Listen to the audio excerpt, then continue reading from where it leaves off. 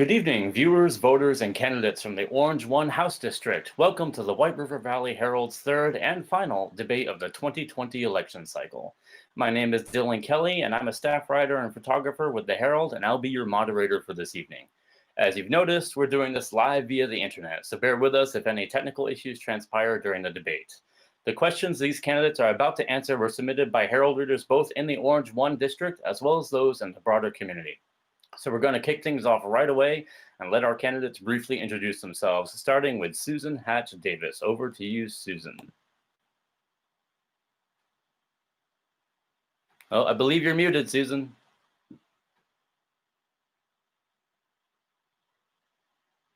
Thank you. Go for it. My name is Susan Hatch Davis, and I'm running for the Vermont Progressive Party. I'm a former legislator, worked in state government for 31 plus years as a manager of network services and the state of Vermont security director. I'm a trustee for the East Orange Cemetery and for the East Orange Church. I'm a community volunteer at our local school and at the church. At the church, I plan all the events and the suppers, and you've probably seen me there serving up hash before. I'm a mother, a grandmother, and a great-grandmother. I come from a family of 10 children, and I know the economic and social challenges our families and communities face. I've worked hard all my life. I'm fair and a voice of reason and humility. I'm running because I believe in progress. I'm not the radical left. My issues are your issues, and today they're mainstream. I've been an advocate for raising the minimum wage and/or universal basic income, healthcare reform, expanding labor rights, public education, support for our small rural schools, paid family leave, affordable child care, our planet, and I will work tirelessly on behalf of all in Vermont when I get to Montpelier. I've been a legislator for 10 years and have a positive record of fighting for policies that invest in the social infrastructure, more equality and diversity because it promotes opportunity and growth and social well-being. This pandemic has brought to the surface a need for legislative leaders who will fight for more equality and diversity, who will fight for sound policies that invest in our social infrastructure, like access to affordable health care, public housing, access to food. We saw that during the beginning stages of the pandemic, and we still see it. Digital information, we saw that with connection for broadband, affordable access to education, access to childcare, increased wages, good jobs, and more. I don't have a personal agenda or a political agenda in Montpelier. I am afraid that upcoming economic decisions will result in a move toward more austerity, cutting critical services for people when they need them the most. Thank you. Thank you, Susan. We're going to go now to Carl Demereau. Take it away, Carl. Good evening. Thank you, Dylan, for hosting. Thank you to the Herald for putting this on this evening. Hello to my fellow candidates. Hello to the viewers, and hello to the voters in the Orange-1 district. My name is Carl Demereau. I'm 55 years old, and I live in Corinth with my partner, Tanya Abbey. I am a Democrat, and I am just finishing my first term in the Vermont House. I've enjoyed spending some time in the House, but before I talk about that, I'd like to tell you a little bit more about me.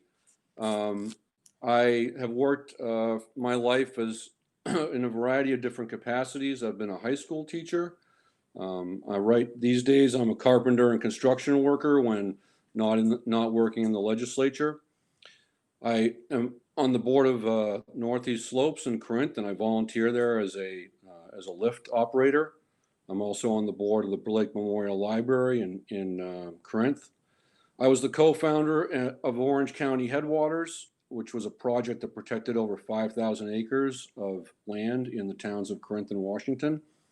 And I served on the board of the Appalachian Trail Conservancy from 1999 till 2006. This past term in the legislature, I really dedicated myself to the work that I did in committee and the work that I did for my constituents. I wanted to be sure that if someone got in touch with me, that they got a response quickly from me, and I really enjoyed the work that I've done helping people with problems that they've had with unemployment insurance or pandemic unemployment insurance or problems with state agencies. I've really tried to make myself accessible to the voters of the district by sending out a weekly newsletter during the legislative session and holding monthly office hours in the towns around the district. I want to go back to Montpelier to continue working on things that are important for all Vermonters. Access to healthcare, to affordable healthcare for everyone. I want to continue to work on building a better public education system. Our children are our future, and a good education is a key to a successful adulthood. We need to work on more equity in our education funding system. I want to continue to work to preserve our, excuse me, and bolster our rural economies, both the farm sector, the forestry sector. We need more broadband in our communities. The pandemic has shown us a lot of places where we're not ready for the 21st century out here. We need to have broadband so that we can build better businesses in our communities, and be connected to the rest of the world. So I would like to ask the voters of the Orange-1 district to vote for me, to send me back to Montpelier for a second term, to continue the work on behalf of everyone. Thank you. All right, thank you, Carl. We're going to go now to Rodney Graham. Rodney, take it away.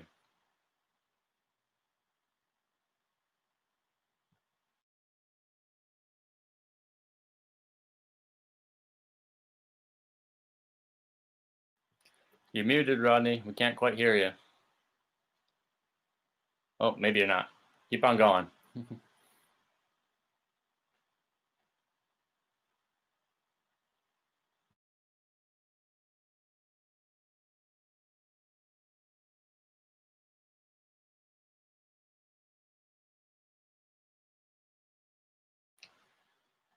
Okay, we're going to come back to Rodney Graham. It appears that we're having some connection issues. Sorry about that, Rodney. But we're going to move on, and we're going to hit up, let me check here. We're troubleshooting this as we speak. We're going to move on to Samantha Lefebvre over here. Give us a quick second to switch the cameras around. Hang on one second. Welcome to the internet, everybody. Okay, Samantha, take it away.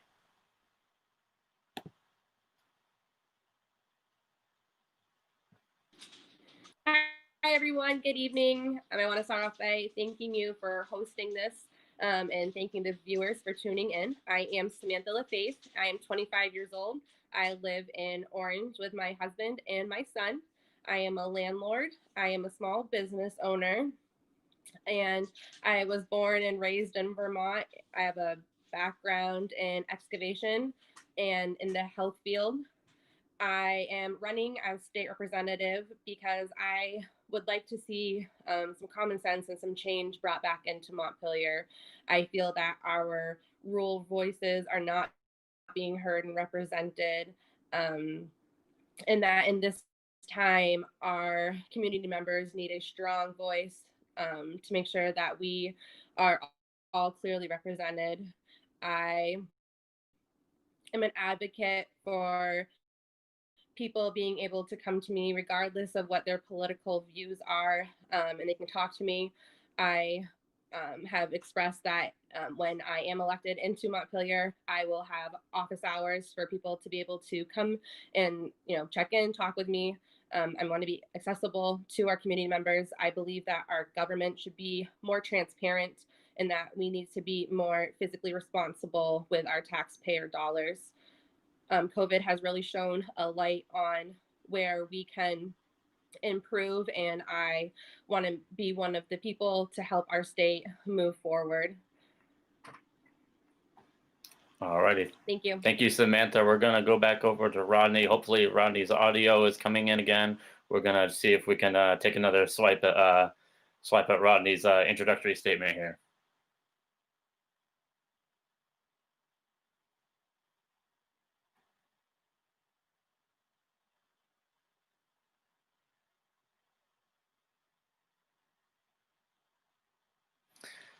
Looks like we're still having some trouble with Rodney. Sorry about that, Rodney. We're gonna move on to Kate MacLean, and we're gonna see if we can do something about your audio. I'm not sure. We have the boss working on it, but for the time being, take it away, Kate. Can you hear me? Yes, we can. Okay, great. I'm Kate MacLean. I'm a 36-year-old select woman here in Chelsea. I'm a livestock farmer and a mom of 2 little kids. I live up in Chelsea's West Hill, and I'm grateful to both live and farm with my partner, Nick Ziegelbaum, our 2 little kids, Leland and Amelia, my sister, my brother-in-law, and my parents. As a young farmer, the future of agriculture is very important to me. As a mother of 2 school-aged children, the success of our local schools is very important to me. As a select woman, the vitality of our small towns is incredibly important to me. So I'm running as a Democrat, and I'm running because farmers are woefully underrepresented in Montpelier, and because my generation is woefully underrepresented in Montpelier. But most importantly, I'm running because I see the liberal ideals that I hold dear, that are legislated in Montpelier, not take into nuanced consideration the rural realities of life in our district. So that's a little bit about me. I'm really grateful to the Herald for putting this on, to Dylan for moderating, and most importantly, I'm really grateful for Carl and Rodney and Susan and Rama and Samantha for being such kind, warm people to campaign alongside. So thank you all.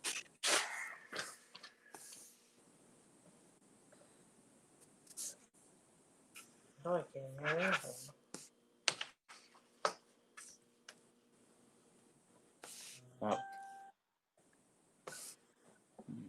All right, Rodney, if you're there, let's see if you can chime in here. We're gonna try this another time. Hopefully, we can get something to come through here.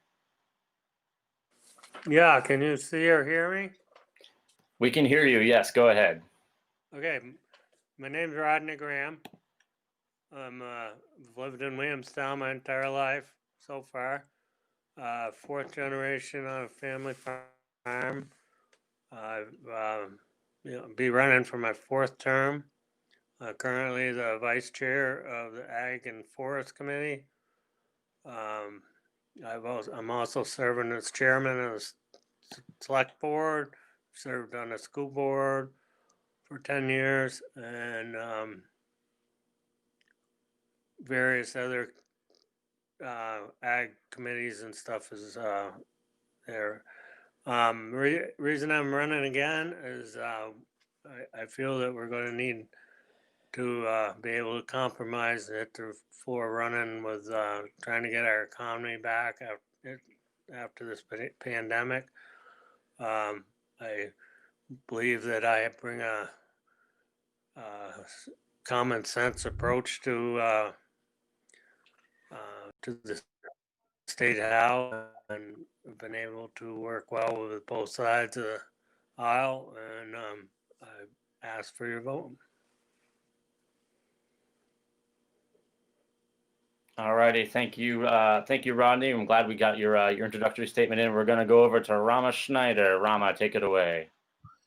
Yeah, hi, my name's Rama Schneider. I live in Williamstown.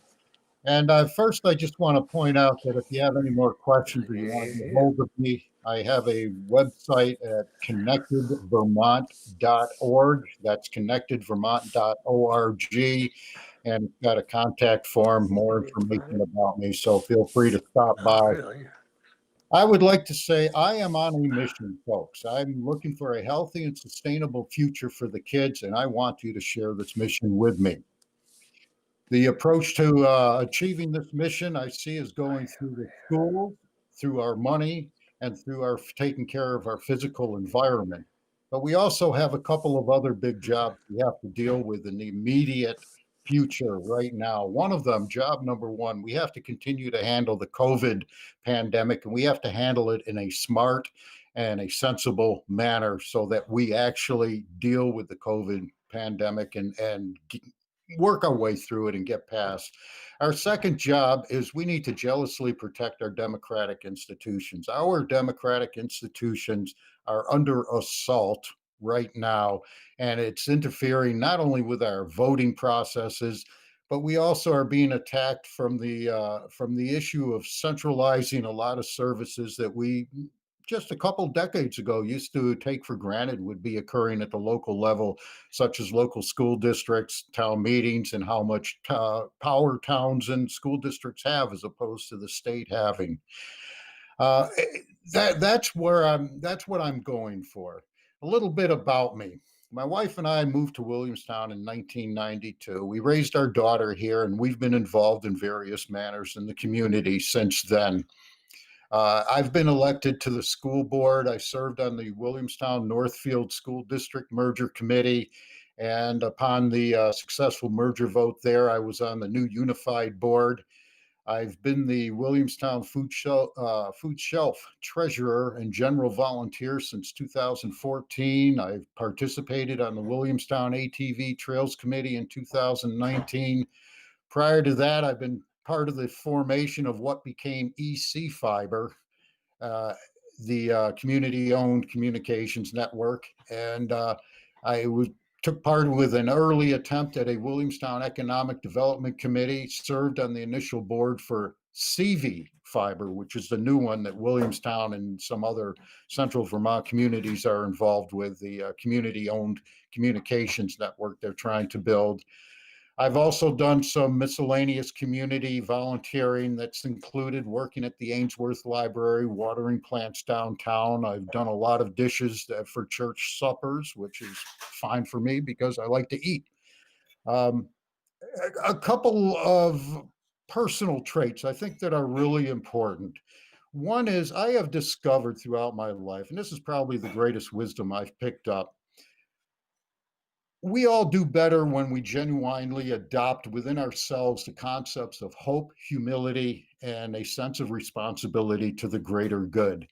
You know, regardless of how one achieves these, it's hope that will see us through trying times, humility that will remind each one of us we are imperfect humans and must accept some help from others. And the responsibility to the greater good gives us the opportunity to feel that there's something more important than us that we can reach outside.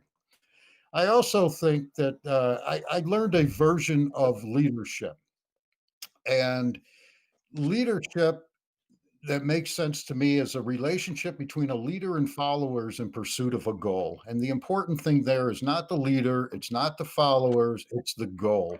A good leader with a good goal can accomplish an awful lot. A great leader with poor goals is still a poor leader, and a poor leader with great goals is still a poor leader. So I bring those various concepts with me. I know how to work within the confines of the committee process, and I also understand what needs to be done. That we need to make some basic changes to the processes that we've all become very accustomed to. If we're going to It looks move, like what needs to be done at this point is to move on, Rama. We're going to take a quick break while we sort out some technical issues there. So candidates, stay right with us. And for those listening out there in the world, we're going to be right back in about 60 seconds or so.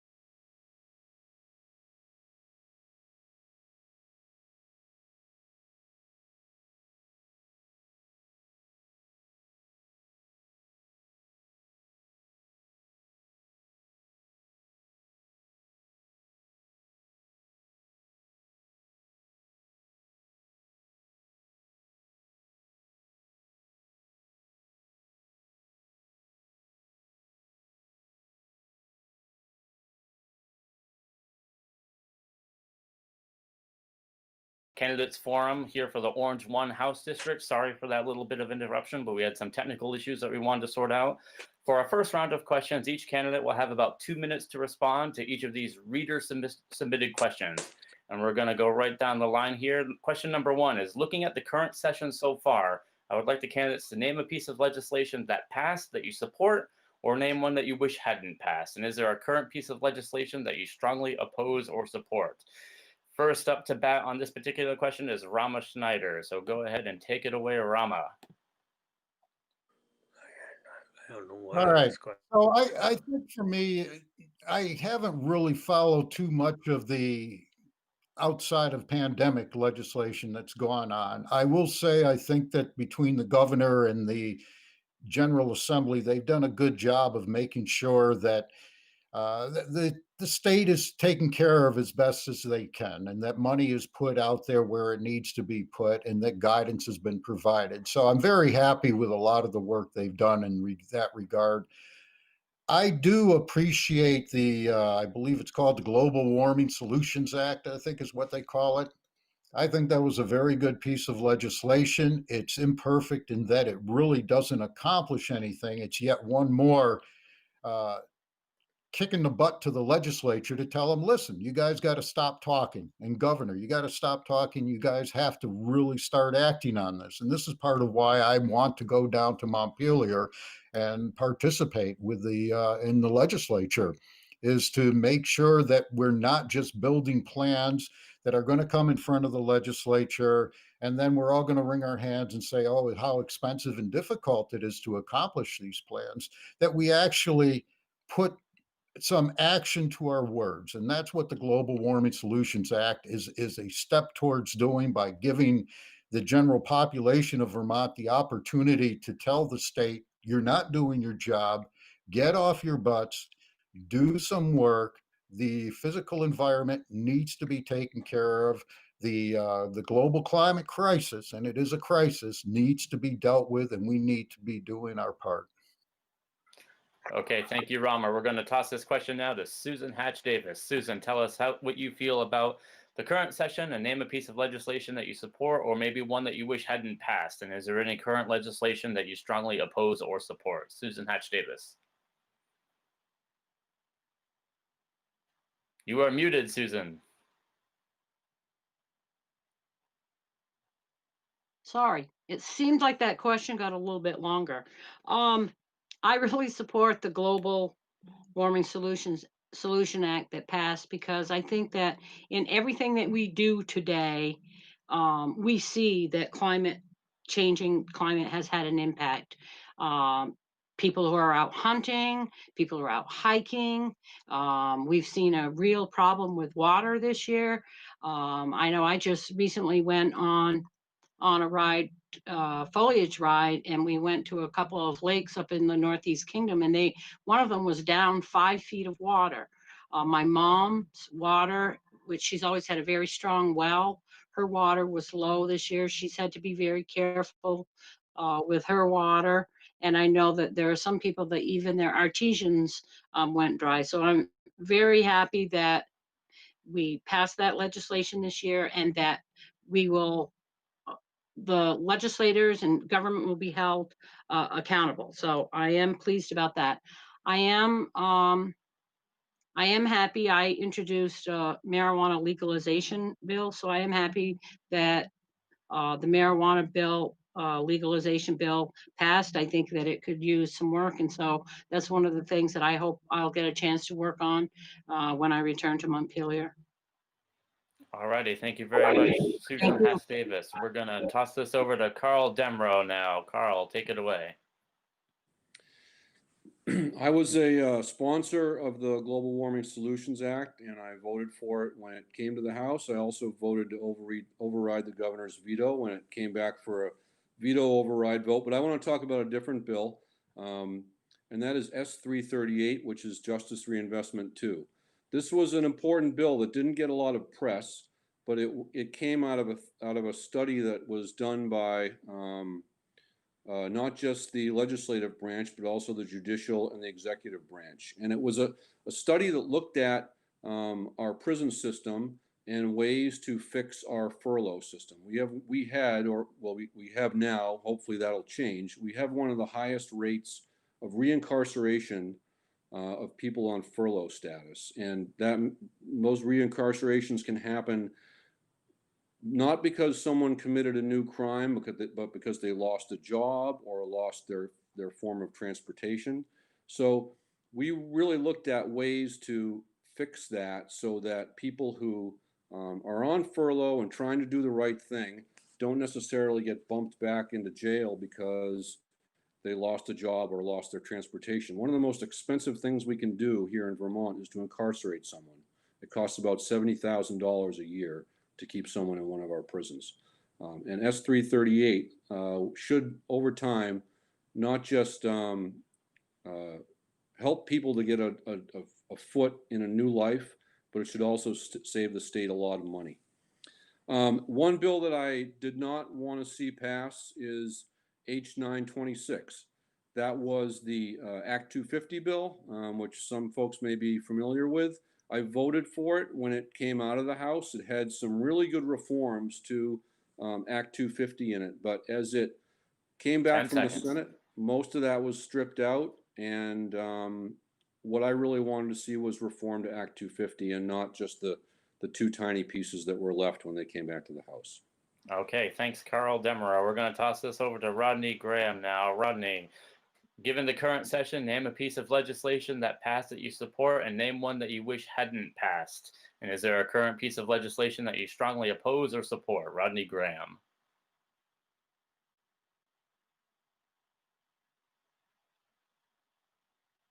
We're going to circle back around to Rodney. We're going to toss this one now over to Samantha Lefebvre. Samantha, how do you feel about the legislation that's in the works right now? And is there something that you would support or oppose? So one piece of legislation that I do support was when, I forget the exact name of it, but when licensing became easier for people that were transferring for nurses, electricians, and that allows people to be able to obtain jobs and to grow in Vermont. I think that is really important as working in the healthcare field that people can come and help out our hospitals and healthcare facilities. One piece of legislation that I am not a fan of is the Global Warming Solutions Act. There's no solutions in that. I feel that we've handed over our accountability to a board of members that are not elected in. And I feel that it's set up Vermont for lawsuits and more costs that we don't need to obtain. I'm not saying that I'm not an advocate for our state. We do need to do something. One thing that I would maybe suggest is looking at the money that we are spending on the Global Warming Solutions Act in that itself and put it towards our wastewater systems in Vermont. And if I was elected, I would look at repealing that. Thank you. All righty, thank you, Samantha. Over to Kate MacLean. Kate MacLean, how do you feel about the legislative session? And is there any particular piece of legislation that you would support or oppose, and anything that's being worked on right now? Thanks, Dylan. Let's see. I guess I'll start with the support. Like many on here tonight, the Global Warming Solutions Act was the piece of legislation that got me most excited about this last session. And it's the piece of legislation that I am very excited to continue working with should I be elected with what the committee ends up recommending to the legislature. Rural voters, especially those in my district, are very intimately familiar with the effects of climate change. And I feel that it is an imperative both for my future constituents, but for Vermont and the country to lead on these issues. I would say that the piece of legislation that I would oppose was S54 for tax and regulating cannabis, but not because I am against legalizing cannabis, but rather the way in which the legislation was written. I find very problematic because it did an inadequate job at addressing the history of racism that cannabis is pretty inextricably tied to. And I know that the Vermont Growers Association, No for Vermont, Rural Vermont, and Justice for All don't support this piece of legislation as it was written. So those are my two pieces. Okay, thank you very much. And we're going to go to Rodney Graham now. Rodney Graham, how do you feel about the current legislative session? And is there any particular piece of legislation that you would support or oppose? So I was a strong opposer on the global warming bill. I do believe that there needs to be some action taken to lower our carbon emissions, but I think given our authority, legislative authority over to a 23-member climate board that will never have to answer to us or the governor. We won't have any say on whatever they want to do. And if we don't meet their goals and we don't know what they're going to set, everyone in the state can sue the state. And we'll be spending our money and time fighting lawsuits instead of fighting the climate. I think there's better ways to do it, and I think that legislatures, are actually violating their oath of office by delegating their authority to some other group. So totally against that one. We were really hoping to see some Act 250 reforms this year, but as Mr. Demeraux explained before, that got a lot of the good stuff got stripped out, so did oppose that bill as well. We made some changes in our committee, just clarifying duties of tree warden, and we also worked on the farmer to plate and those school to plate and those type of programs that we strongly supported over the years and continue to support. Thank you. Thank you very much, Rodney. We're going to keep it right here with you. We're going to ask the next question so we don't lose you. Next year, the state is likely to see a significant deficit due to COVID-19. How would you propose to fill the likely budget hole? Straight with you, Rodney Graham.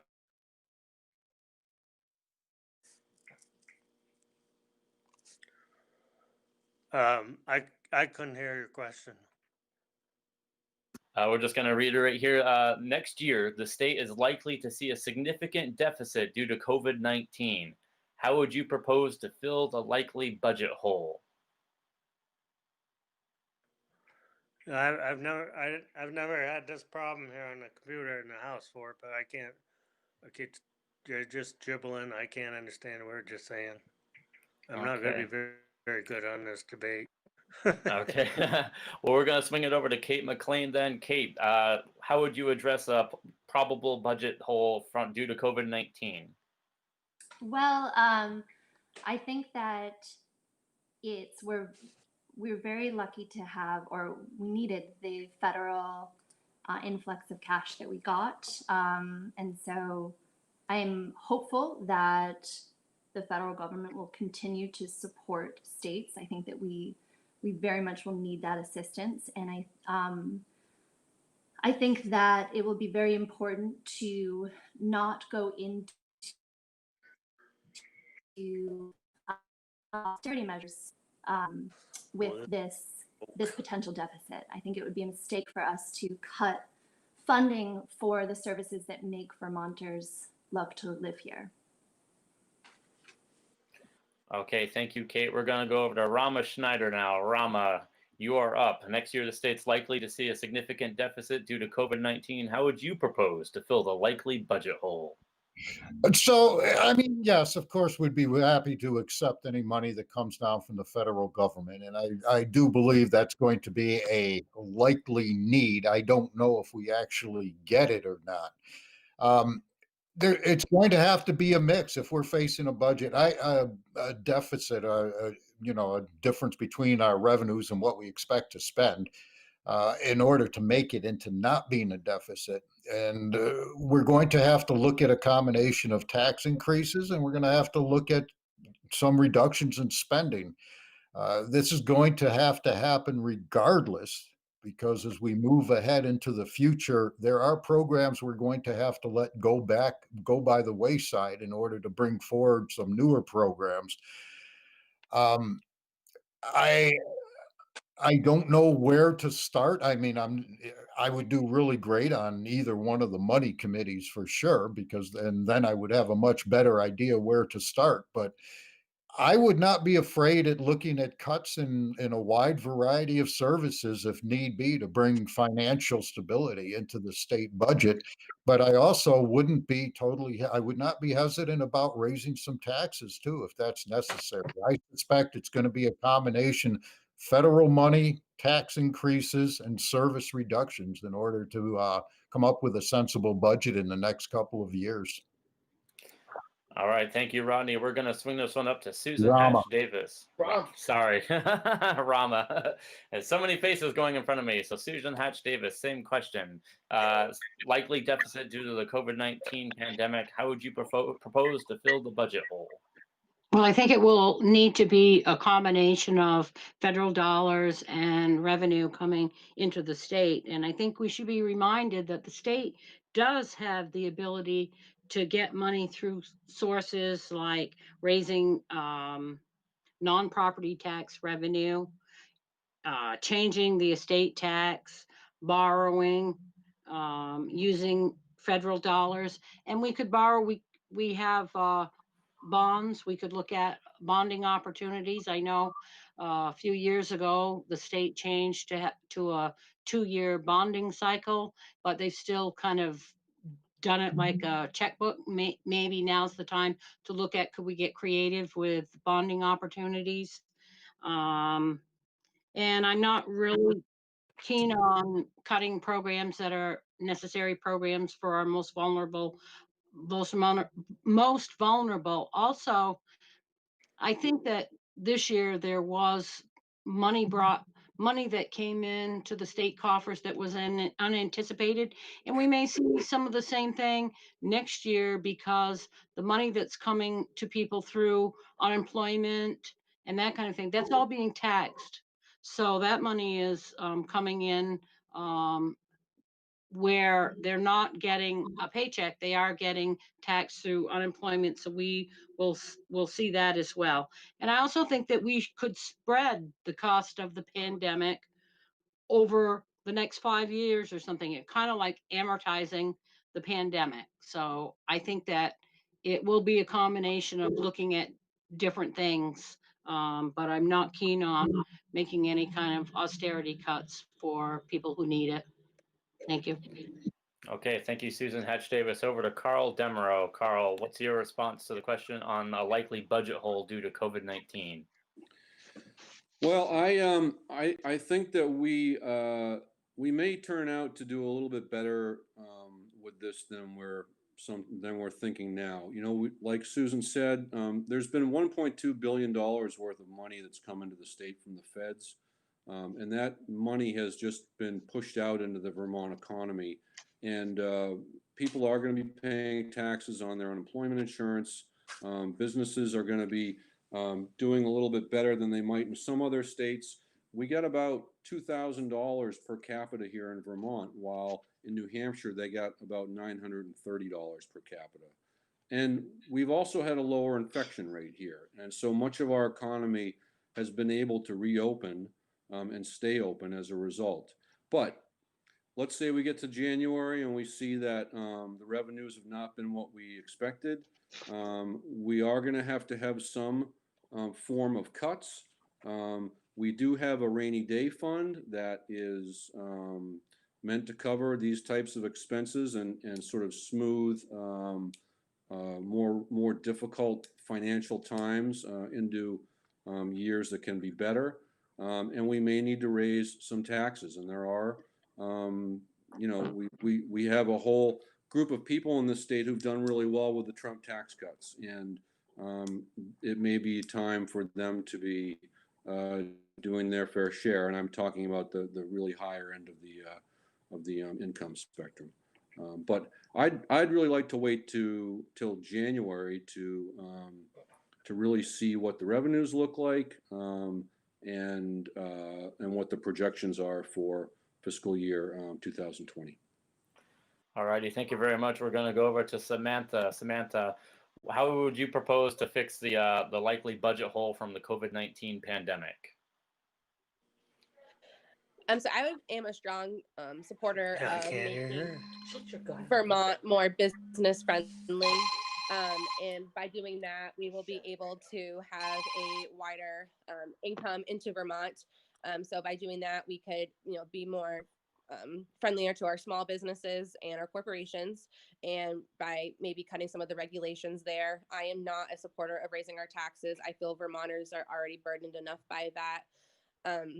While federal funds would be great to get in, there's no guarantee we're going to continue getting them. So that's where it's going to be really imperative that we have people and working for us and in the legislature to be able to be physically responsible with our tax dollars. And I agree with some of our candidates that have spoken ahead, where we cannot be cutting all of our programs, but maybe looking at ones that maybe could possibly merge, maybe offering for some of our programs to be doing some self-funding. But I am not an advocate for cutting our programs, but I am an advocate for trying to make Vermont more business friendly to widen our tax base. Okay, thank you very much. Thank you. And our next question, we're going to come back to Rodney because I want to make sure he has a chance to pitch in his 2 cents here. But our next question is, how can or should the legislature better support small business owners, many of whom were struggling before the pandemic? And we're going to go straight back to you, Samantha, until we get Rodney back. But for now, Samantha, take it away. So this is a great question. So as a small business owner, it is hard for me to have employees, the cost of it, and my situation myself. So my husband is the one share owner of one of our businesses, and to have me work with him, it costs $500 a month just for unemployment insurance. And so it wasn't feasible, let alone hiring on more employees when my business needed it. And I could offer a great job to people with a variety of a background. I did have the opportunity when, we were a little bit busier a couple of years ago to have employees, and it was a great opportunity for me. But again, the taxes on having an employee and the taxes paying and different regulations, they're hard. So right now, and even before COVID, allowing small businesses maybe to have a little bit of leeway. I know that people have really appreciated not having the sales and use tax and some of the income tax a little bit that we have been given from COVID, the grace period we've been given. So maybe continue that forward just to get people on their feet. I know the people in the restaurant and the arts industry that are small owners there maybe could just use a little bit more maybe guidance from the state on what they could do. I know the winter is coming, and that means cold, so that means no more outdoor seating or outdoor events. And so maybe the state coming through to be able to help again with some regulations, or less regulations but more ideas of what they can do to get the customers back. I know that our COVID relief money has gone back into the Vermont's economy, but people need to be able to get out and to be able to spend that money. So I am again a strong supporter of less regulations on small Vermont businesses and corporations. Okay, thank you very much, Samantha. Kate MacLean has the next bite at this particular apple. How can or should the legislature better support small business owners, many of whom were struggling even before the pandemic? Kate MacLean. So I'm a small business owner myself. We have a farm here and we have one employee. I think that as a select woman, I think about this issue a lot. Looking at our downtown here in Chelsea, and speaking with the few small business owners that are right in town and their trials and tribulations in opening and staying open. I was hopeful that the Act 250 reform was going to address some of this, and I hear that they will be taking this issue back up in the next session, and I would like to work specifically on that to help reduce the barriers for our small businesses in our small towns. Alrighty, thank you very much, Kate MacLean. Over to Rama Schneider. Rama, how do you feel the legislature can or should support small business owners?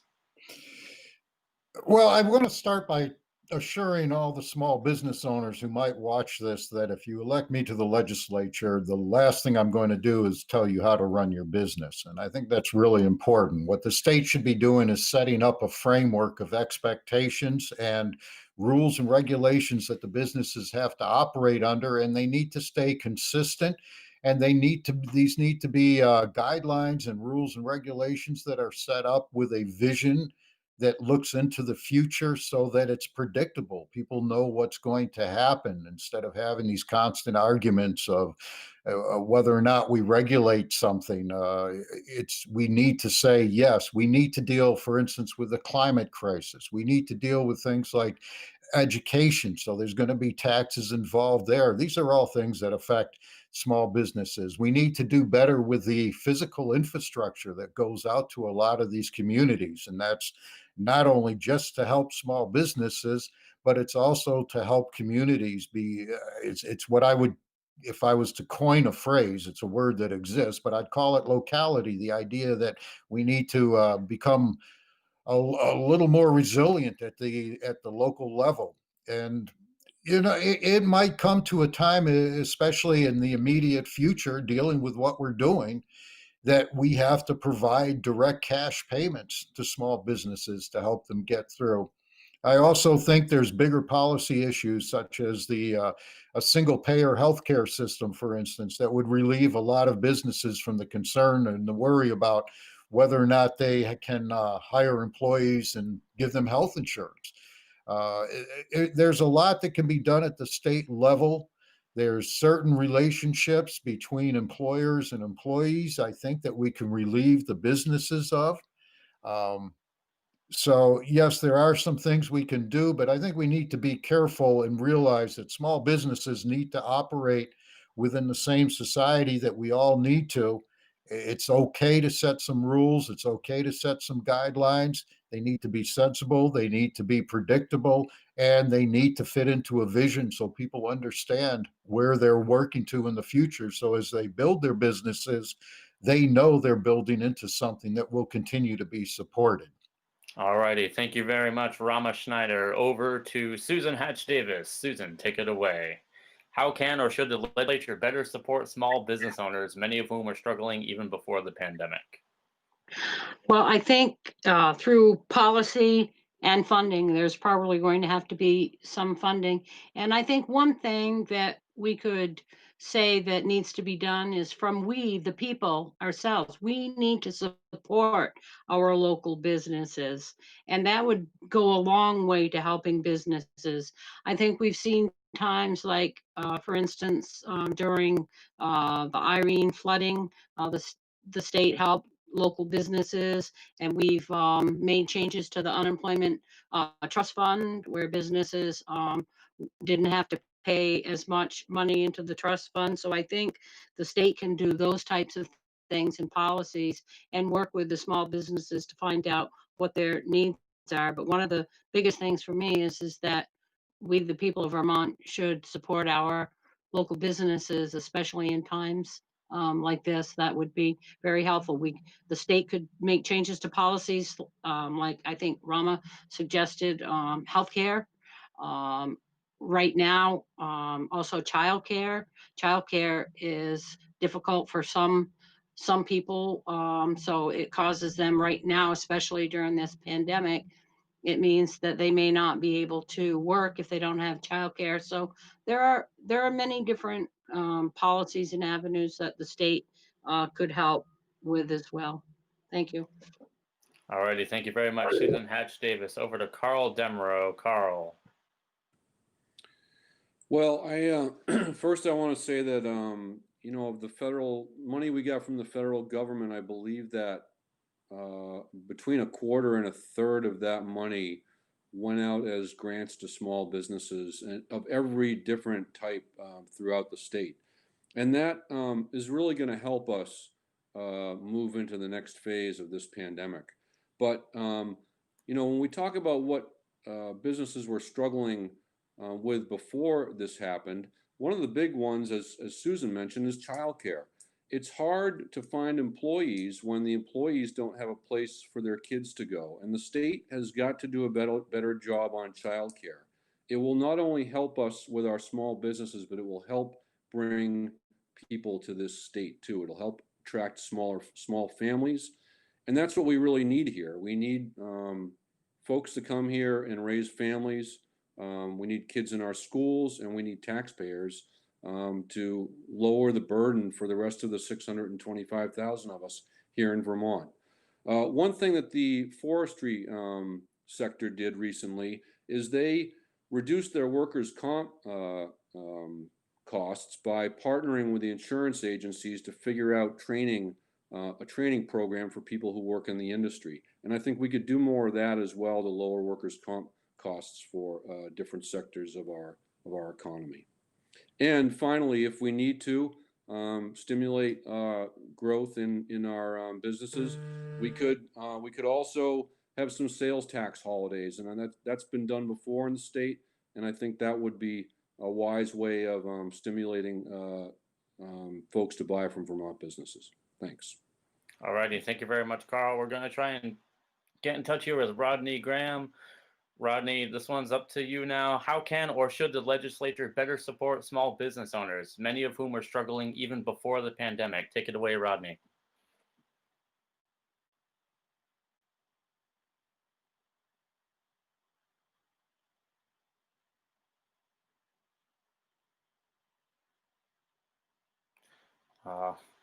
Well, that's a bummer. We can't quite hear Rodney Graham, unfortunately. So we're going to keep on scrolling here right on through our questions.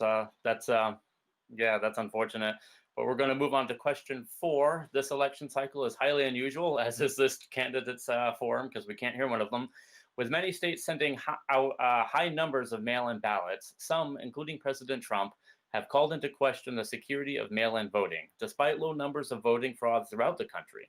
What, if any, changes to Vermont's voting laws would you like to make for further election years? And we're going to start this one off with Samantha. Go ahead, Samantha. So I believe that the absentee ballot request program that Vermont had was a very good one. If you did not feel comfortable going to the polls, or you were not able to go to the polls, then you could call up your town clerk and you could request a ballot in. Speaking about some of the fraud that is happening, I do know a couple of cases where people are getting ballots sent to their home for people that are not there. People are not getting ballots sent to them, but they had a request card sent to them in the primary. So I'm a believer in, just letting it be. We had one of the best policies to begin with. And I do believe in all of our town clerks and our town organizations and our JPs, that they will hold true to checking the voter checklist, and that they will hold accountable if someone needs a ballot, getting it to them.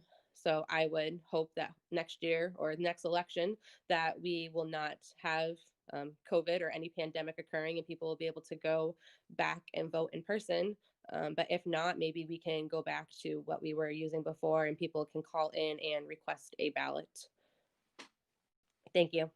All righty. Thank you very much, Samantha. Over to Kate MacLean. Kate, with the election cycle being this unusual and the high number of mail-in ballots, including President Trump's, what, if any, changes to Vermont's voting laws would you like to make for future election years? Kate MacLean. I think that the mail-in ballots are a tremendous boost for our democratic process. I've heard that the rate of fraud is so low that it's negligible, and I trust our fellow Vermonters to not be actively trying to defraud our system. I think that when talking with voters in the last couple of months, one of the things that has been an overwhelmingly positive response has been the way that they can take their time with their ballot at home to research everybody that's on the list, especially when we're talking about something like state representative race, these local races that don't get a lot of press. I think it means a lot to voters to be able to have those names on their desk and to do their research and to make informed decisions. So I hope that we expand our mail-in ballot program into non-pandemic years, because I want to see fewer barriers to voters when they are casting their votes. All righty, thank you very much, Kate MacLean. Over to Rama Schneider. Rama, what, if any, changes do you feel Vermont's voting laws should be made for future election years? Few changes. When I first got elected on the school board in Williamstown, it was 2009, and we were still doing the school budget votes on the floor. And I really liked town meetings, and I really appreciated floor votes. The give and take, the back and forth, and the adjustments that can be made on a floor vote they're great. It's just fantastic. However, we were voting on, a 7-8, what was becoming a $9 million plus budget.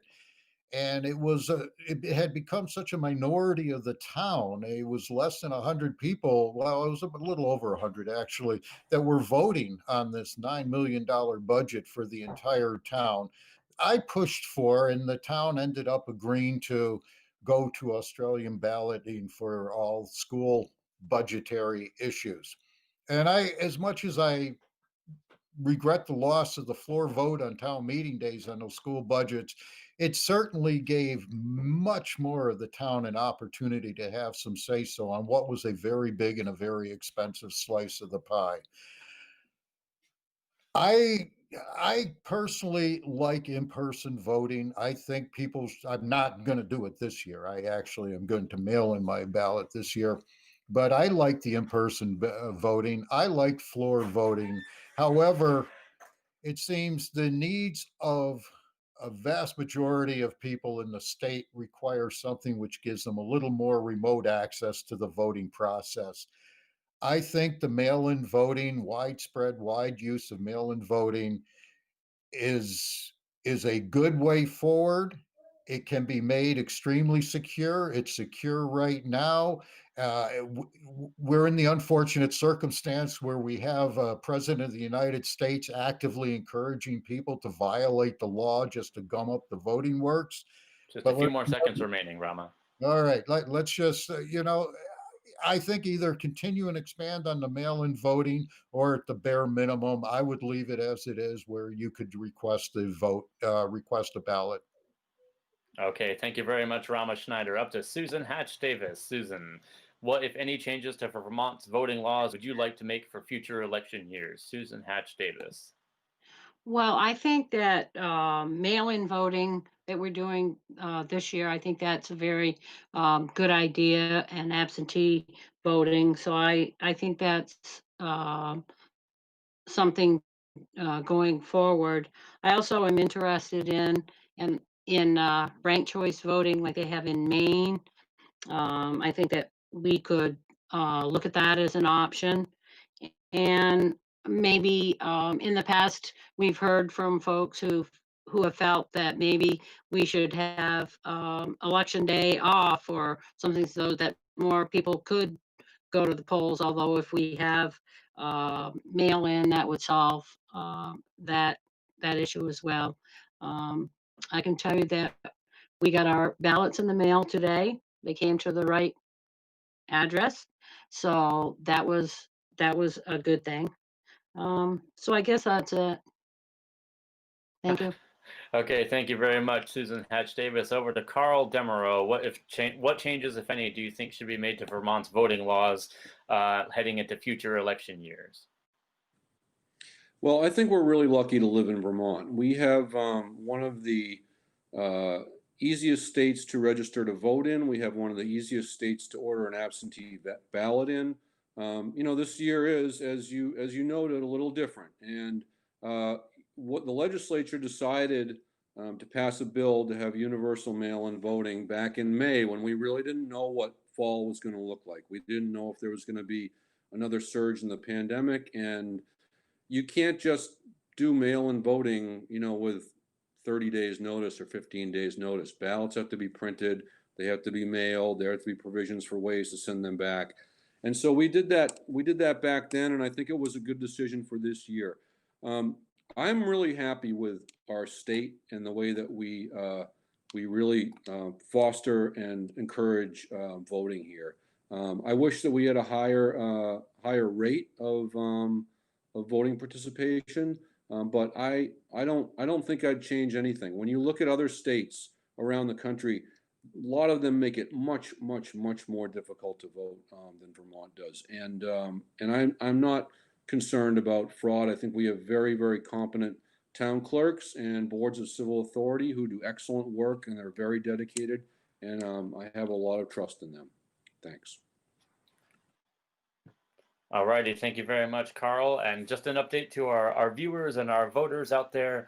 We are in touch with Rodney. We're gonna edit his responses in a separate video into this one and post that on YouTube, so you can get all of the candidates and their positions on these issues in real time relatively, but we're just gonna have to add that in later because we're having some technical difficulties with Rodney's connection right now. But we're gonna go straight back over to Carl Demeraux with this question. How do you think President Trump has handled the COVID-19 pandemic? Obviously a big week for the intersection of those two particular topics. And how about Governor Scott? How would you like to see something done differently at the national or state level in terms of responding to the COVID-19 pandemic and handling this particular crisis that we found ourselves in as a country? Straight back over to Carl Demeraux. Well, boy, what a contrast there. I don't think you could have more of a contrast. I mean, President Trump has provided no leadership on this pandemic. What he's done instead is given misinformation, given conflicting information. He's undercut his experts. He's touted scurrilous at best remedies. Governor Scott, on the other hand, I have to take my hat off to him. He has done an excellent job. He has very good people working for him. He listens to them. He knows when he's not, doesn't have all the information on something, and he goes and gets it. And I think he has worked very hard to keep us all safe. And the infection rates and transmission rates that we have here in Vermont speak to that. We're very lucky to be here. We're lucky that our economy can be open to a degree that it is because our infection rates are so low and because we have good, solid contact tracing programs. I don't think that there could be more contrast here. You've got incompetence versus competence. You've gotten good leadership versus no leadership. You've got listening to science and listening to scientific advisors versus, I don't even know what to call that other side. So that's my thoughts on that. Thanks. All right, thank you very much, Carl Demeraux. Over to Samantha Lefebvre. Samantha, how do you think President Trump has handled the COVID-19 pandemic, and how about Governor Scott? And is there anything you would like to see done differently at the state or national level? So I think that Governor Scott has done a great job with our state. As Mr. Demeraux has said, I'm grateful that I live in Vermont and for our medical team and advisors, and that our economy has been able to open back up to where we are at. I am grateful that we have a state constitution to be able to make our own decisions. And you can see how other states have done that also under the leadership of our national leadership. Each state has been able to make their own choices, and I'm thankful that Phil Scott has been able to lead us to where we are. I know that it would have been nice to open up sooner, but you can only play with the cards that you were dealt. And at that time, it wasn't good for us to open up, and we are making the best of what we have now. And I am grateful for the teams that we do have throughout Vermont, for contact tracing, for keeping people updated, our fire and rescue services, our hospital workers. Everyone came together. I do work at the hospital in Burlington. In the beginning, it was very scary.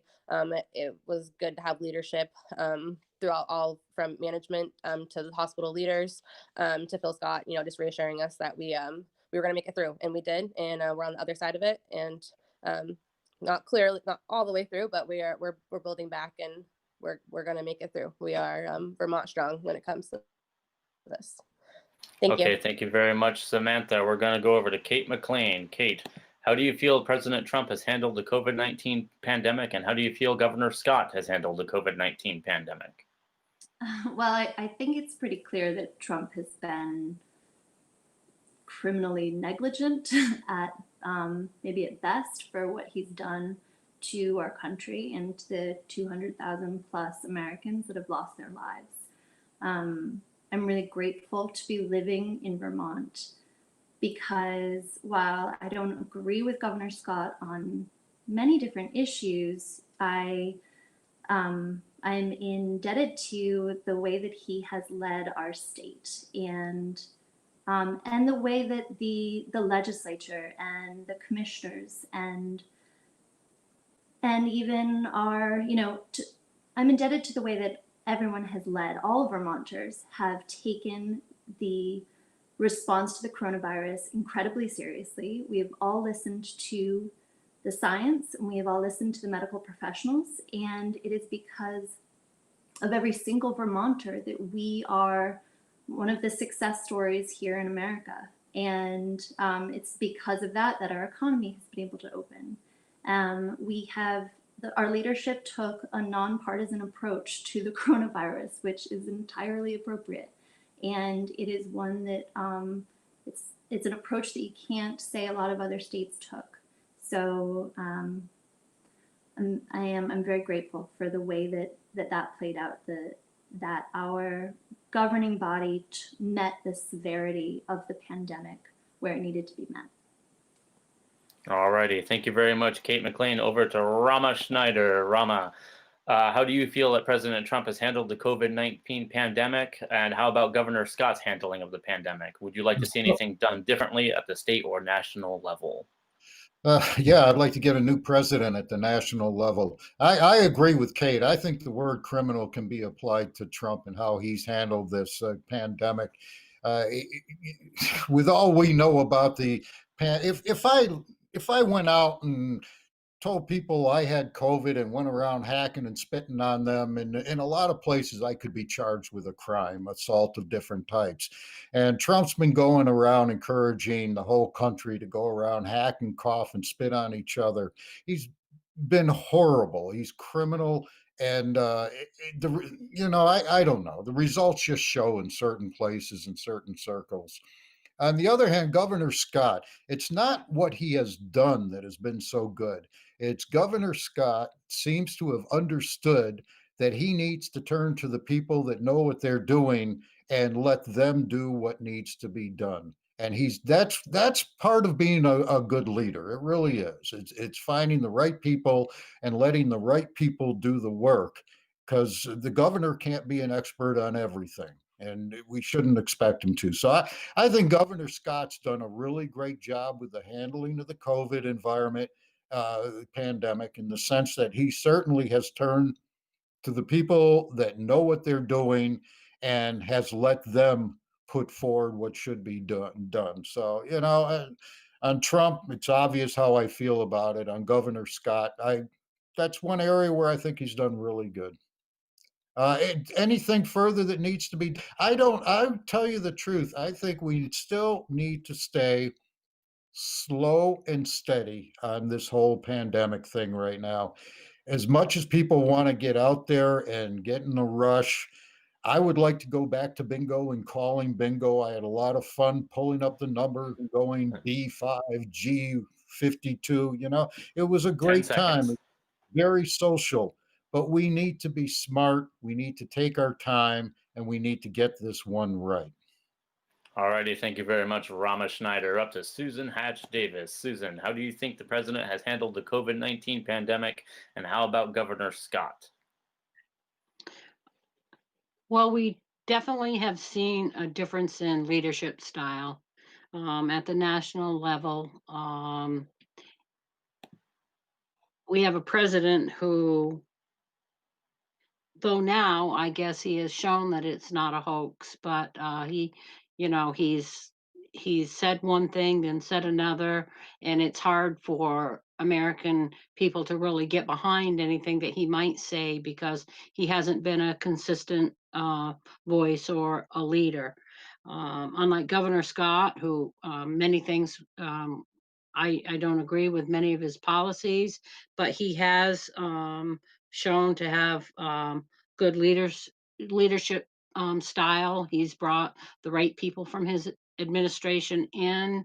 Dr. Levine is great, and the people in Vermont are listening to him, and so that's the other great thing is that we Vermonters have listened to him and we've done what needs to be done, and so it has made um, Governor Scott's administration be very successful in the outcomes and the things that he's doing, his methodical approaches to opening and closing and that kind of thing. So he listens to science, something that I don't believe that our president does. So I don't think there's a lot more that anyone could really say. It's just night and day. Thank you. Alrighty, thank you very much, Susan Hatch Davis. Our sixth question of this round is: this year, a paid family leave bill was passed, vetoed, and lost in an override attempt by a single vote. So to our candidates here, what is your position on paid family leave? Straight back over to Susan Hatch Davis.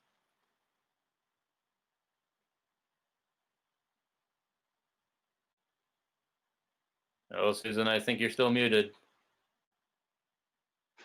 Yes, I was. Sorry. I forget that I've got to reach up high to unmute. I think that paid family leave is one of the things that we really need in our state. I think that's one thing that's going to help attract young people to the state. I mean, if we have better paying jobs that do attract people, some of the drawbacks to keeping them here, bringing them here, is paid family leave and quality childcare, as well as our schools. The one thing that I think it's tough for, and maybe we need to look at, is can people who are working at the wages that they're making, can they afford to pay for paid family leave insurance and that kind of thing? So I think it needs to have some work, and I hope that when I return to Montpelier, I can work on that, because I think it is something that we really need to move our economy forward and to bring young people into our state. Thank you. All righty, thank you very much, Susan Hatch Davis. Over to Carl Demeraux. Same question. What is your position on paid family leave? I was an original sponsor of H107, and I missed the debate and the vote on that bill because of a family death in the family. But I listened to the debate as I was on my way to the wake and the funeral, and I voted to override the governor's veto of the bill, and that was a very bitter bill to lose by just one vote.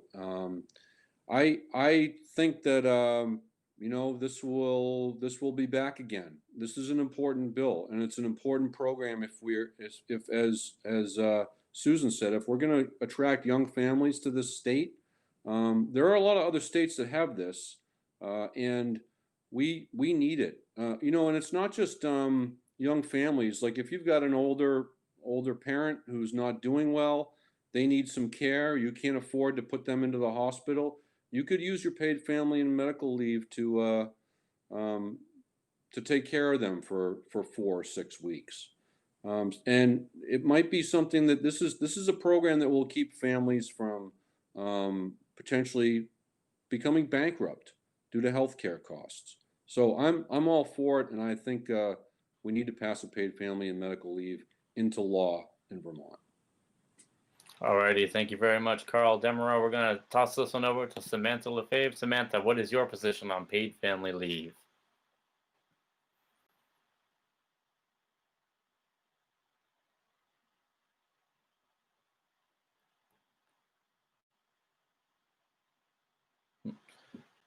Samantha, what's your position on paid family leave? So I do support paid family leave, but I think that we need to take illnesses. This could be detrimental to. Can you hear me? Yes. Oh, sorry. Can you hear me now? Yes. Okay. So I am a supporter of paid family leave. As Mr. Demeraux said, it's not only for younger, it's for anyone in your family, if your parents, your spouse. It gives you the availability to be there to support somebody. But we need to take a look at what it does to our small businesses. It could be detrimental to one, let alone being able to pay for one employee. You'll then have to pay for that employee to be out and have another employee. So while it is attractive for an employee to come into a company where they do offer paid family leave, there are some things that might offset it that a small company can offer you that a large company cannot. I do encourage all companies that can afford it to offer it to their employees. But I would hope that when the upcoming legislative session occurs, that we can look at it to see how we can make it work for all businesses to be able to accommodate to it, but not force it upon all businesses, because it would be a shame to lose more businesses in the state of Vermont. But I do think that it is a good idea to have, so that way people can be able to support their loved ones. But we just have to find the right mix between what businesses can afford and also what an employee can afford to be able to pay this out of their paycheck. It would reflect their take-home pay also. But I do hope we can work to a way where every employee would be able to have this as an option for them. Thank you. Alrighty, thank you very much, Samantha. Samantha, over to Kate MacLean. Kate MacLean, what is your position on paid family leave? So I fully support paid family leave. I see it as both an issue of social conscience and an economic one. And what I mean by social conscience is that, it's the humane thing to do to allow people the economic security to take time off to take care of a newborn or to take care of an ailing relative. But as an economic one, it's an imperative for our state to catch up with the other states in America that provide this, 4 of which are right here in the Northeast. I see so many. I mean, I know we all do. It's the talk of the town. So many New Yorkers and Bostonians leaving their cities and fleeing to our rural towns, and we need to be a competitive state where the quality of living matches or ideally exceeds those of other states. So I think it's time for us to catch up there, and to lead the rest of the country. Alrighty, thank you very much, Kate MacLean. Over to Rama Schneider. Rama, what is your position on paid family leave? So I have some ambivalence and mixed feelings on this, but I do support the concept of the paid family leave. And I also want to throw the child care into this mix too. I think they are both important they're both equally important. If we're going to have the child care we're going to have the paid family leave, we certainly need to do it on a broad-based tax, and we can't be expecting employers just to pick it up. If we feel that this is a social good, we need to pay for it as if it's a social good and not a specific business good. That said, I would support paid family leave and more payments for child care if there was also a movement at the same time to try to push back down to family units some of these responsibilities. Unfortunately, we've allowed an economy to develop which has required, both parents are multiple adults out of the same household to go out and work. I think it has set us up for trying to fill in with a lot of other expenses, which, the paid family leave, the child care, all these add on to expenses. We're asking other people to do work that at one time we could have done ourselves. And of course, it costs more money. The reality being what the reality is at this point with the economy. Yes, I think at this very moment in time, we need the paid family leave. We need the minimum wage to be about $15 or better. And we need to have single payer health care. And we need to have the child care available. But we need to try to work ourselves out of that. And we need to try to do it seriously by changing some of the economic expectations and the 10 social seconds. the way we have our families at home. Otherwise, this just spirals up and just keeps getting more expensive till people just dump it out of frustration. All righty, thank you very much, Rama Schneider. And now we're going to be moving on to our lightning round. Your candidates will have 10 seconds or less to respond to each of the following questions. So we're going to throw all the candidates up on the screen here so we can all see each other and go through these questions fairly quickly. Starting off with Rama once again, have you been doing in-person campaigning events during the COVID-19 pandemic? No. Susan Hatch Davis, same question.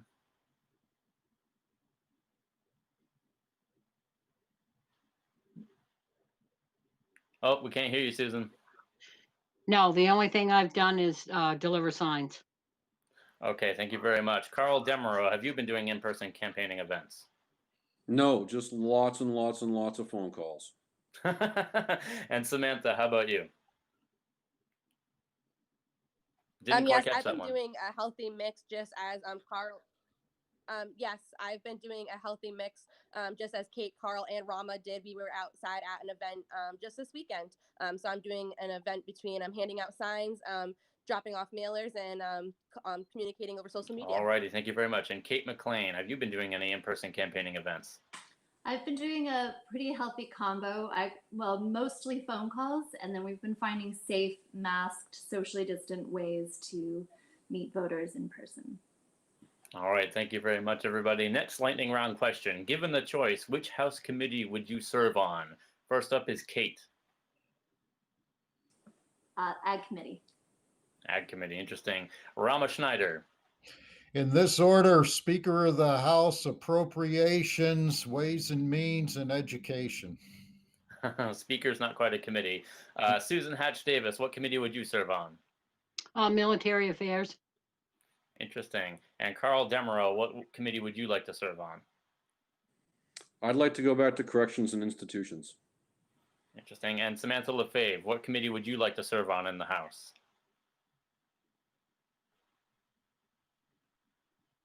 I would prefer Ways and Means, but I'm happy with going anywhere that they see fit. All righty, thank you very much. And Samantha, you're up first for this next question. Do you plan on voting by mail or in person? I'm going to happily and safely vote in person. All righty, thank you very much. Kate MacLean, mail or in person? I'll be voting by mail. Thank you very much. Rama Schneider, we vote by mail or in person? I'll be voting by mail, and I got a couple seconds here, so I want to thank you for making the accommodations for Rodney. We're working on it. All righty, and let's see here. Susan Hatch Davis, by mail or in person? Mail. All righty, and Carl Unless something Demeraux. goes wrong. What was that again, Susan? Unless something goes wrong, I just got my ballot today. Gotcha. All right, and Carl Demeraux, how will you be voting? Mail. By mail. All righty. Next lightning round question. First, we'll be going to Samantha this time. Do you have the technological capabilities to participate in a virtual legislative session if the legislature continues with remote sessions next year? Yeah, we're doing it right now. I feel pretty confident with my technical capabilities, but if we're going to be making kids go back to school, then us as adults need to be proving them as an example that we can function back together again. So if kids can go, we can go. All righty. Thank you very much, Samantha. Kate MacLean, do you have the technological capabilities to participate in virtual legislative hear me? sessions? I do, but many Vermonters don't, and that concerns me when it comes to the accessibility of the legislature. Okay, thank you very much. Rama Schneider, same question. Yeah, I do. Absolutely. All righty. Thank you very much. Susan Hatch Davis, same question. Technological capability to participate in a virtual legislative session. Yes, I do. Clear enough for me. And Carl, up there in the corner on my screen, Carl Demereau, do you have the technological capabilities to participate in a virtual legislative session? Yes, I do, but like someone else said, I can't remember who it was, that not all Vermonters have that. And you know, we've been, the legislature has met in virtually since March, but a lot of legislators don't have the bandwidth to really give it their full effort. Okay, thank you very much. Thanks to all of you for flying through that lightning round. I appreciate it, and we're going to keep the pace moving here. If you're just joining us, we are broadcasting live from the offices of the White River Valley Herald and beyond for our not our Orange Washington Addison district. That was the last one. This is the Orange-1 House District debate. My name is Dylan Kelly, and I am joined by candidates Susan Hatch Davis, Carl Demereau, Rodney Graham will be joining us later, Samantha Lefebvre, Kate MacLean, and Rama Schneider. And so now for our final round, like the first round, each of your candidates will have 2 minutes to respond to the following questions. As the first question we have, as a representative, what solutions do you support in addressing the systemic racism that exists within law enforcement and other agencies? And what specific steps will you take to address inequalities facing Black people, Indigenous people, and people of color in our state? First up is Carl Demereau. Go ahead, Carl. I think that the legislature made some tremendous strides in this past session, and we passed a number of bills around this on policing, and I think that and also S338, which had some which is going to take a much deeper look at why we lock up or imprison more people of color in the state than are represented in our population. But I think that you know, moving forward, this is something that the legislature is going to have to work on every session, and we're not just going to solve this overnight with a couple of bills. It's going to be hard work every session, and it's going to take people to listen in maybe a way that we're not used to listening, and maybe be willing to be pretty uncomfortable with what we hear or even what we see in ourselves. It's different from it's different work from what most of us are normally used to doing. And so I will pledge that I'm willing to look at myself and things in me that I might not have been willing to face before. But I'm willing to do that as part of this work, because it's really important that we make everyone in this state feel comfortable, because we need them all to pitch in and contribute to making Vermont a better place. Okay, thank you very much, Carl Demereau. Over to Samantha Lefebvre. As representatives, what solutions do you support in addressing the systemic racism that exists within law enforcement and other agencies? And what specific steps will you take to address inequalities facing Black people, Indigenous people, and people of color in our state? So I'm saddened that this is even a question for a candidate in 2020. I feel that no matter what legislation we pass, it comes back down to people in Vermont and across our country. We need to be a lot more accountable with our actions within ourselves. It just comes down to that. I was raised that, you know, you treat other people how you want to be treated. And I think if every individual treated their friends, neighbors, strangers that way, then this world would be a lot better of a place. Thankfully, we live in Vermont, where maybe this isn't as such of a maybe people don't always see it. That doesn't mean it's not here, and we can do a better job. But again, it's holding ourselves accountable. The government's not going to help us. The government's not going to save us. It's going to come down to each one of us doing our job. And when we are mentioning police, there's good and there's bad, just like there is with everything. There's good and there's bad farmers. There's good and there's bad teachers. There are good and bad bakers out there. So it comes down to giving our police officers the training that they need, the support that they need. They are facing more than just criminal activity. They're becoming, counselors and helping people in some of their most saddest and hardest times. As an EMT and a firefighter, I saw people at their weakest and hardest and worst moments of their life. And sometimes if it wasn't for the officers that were there, it would have been a different situation. So again, I'm saddened that this is even a question about what is our government going to do to help other people feel involved. Like that's on us. We need to be doing better and being a better neighbor and being a better friend. And I will make sure that I hold myself accountable for that. And if I see anything outside of the lines of, I will hold other people accountable for that too. Not only when I am in Montpelier, but when I am an everyday citizen in Vermont. Thank you. All right. Thank you very much, Samantha Lefebvre. Over to Kate MacLean. Kate MacLean, what steps will you take to address inequalities facing Black people, Indigenous people, and people of color in our state?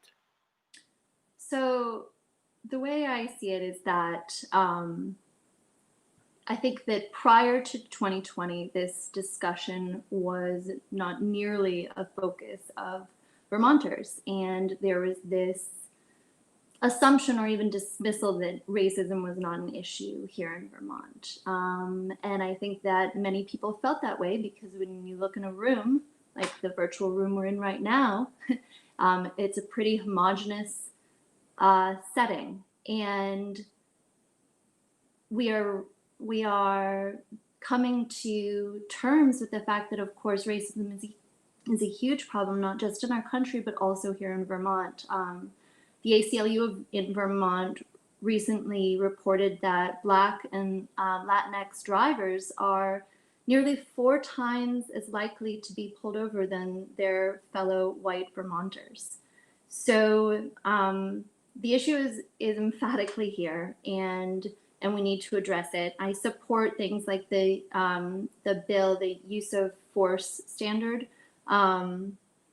to direct police to not employ deadly force when not necessary. I'm sure we're all familiar with that horrible case up in Burlington of Mr. Grennan, who was shot dead in his own bathtub where he was hiding. So as a legislator, I would hope to work closely with the Racial Equity Advisory Panel with Susanna Davis. I believe that racism is an intersectional issue that through which we need to view every piece of legislation so that we can examine some deep biases that exist in this state. Okay, thank you very much, Kate MacLean.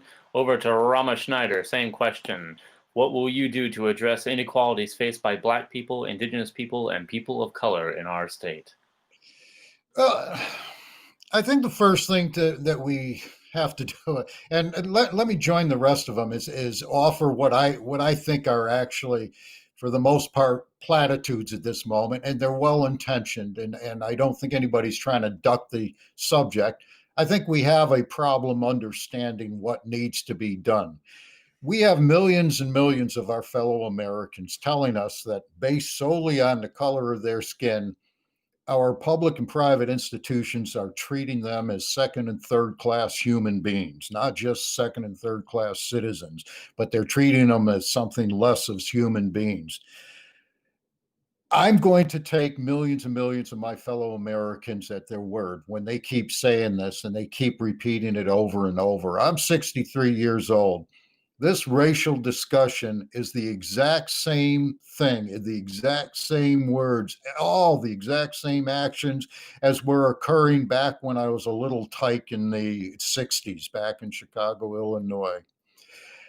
So Quite frankly, I mean, I'm at the point where I'm just so sick and tired of the racism. I don't intend to put up with it under any form at all. As a state government, it is up to us, because we're a huge employer through our state government, to make sure that our operations do not discriminate against people, and that the people who are working within the government operate with decency in mind and without racism. And the biggest thing is, we need to sit down and just listen to the millions and millions of our fellow Americans and what they're telling us. And we need to take their solutions to heart and move forward with the solutions they offer. Because as I hear, this is my personal interpretation, what I hear in this room, 10 we seconds. don't really know how to deal with it, but there are people who are getting the brunt of the damage done to them, and they know what needs to be done. And that's who we should be, just like Governor Scott with the COVID crisis. Let's carry on with that attitude. Okay, thank you very much, Rama Schneider. Up to Susan Hatch Davis. Susan, what will you do to address inequalities facing Black people, Indigenous people, and people of color in our state? Well, I believe more equality and diversity are needed. And one thing, it promotes opportunity, growth, social well-being for citizens in our state. And I know from personal experience that I had a relative visiting from out of state who came here. He's a gay man, and he had a person of color riding in his car, and he was going to take him to Burlington to show him how and what was available in Burlington and to see our beautiful state. And they were going up the interstate, and they were pulled over, and for no real reason. They weren't speeding, nothing, and they were pulled over. And he thought it was because that he had a Black man traveling with him, and he was from out of state. So I think that deeply rooted racism and white privilege need to be abolished wherever it exists. And as a representative, I believe strongly that I have an important role in helping to open people's emotions, minds, and their empathy toward a diversity of culture, race, gender, abilities, and much more. And I will support policies in our state that will support my beliefs. Thank you. Alrighty, thank you very much, Susan Hatch Davis. And we're going to stay right here with Susan.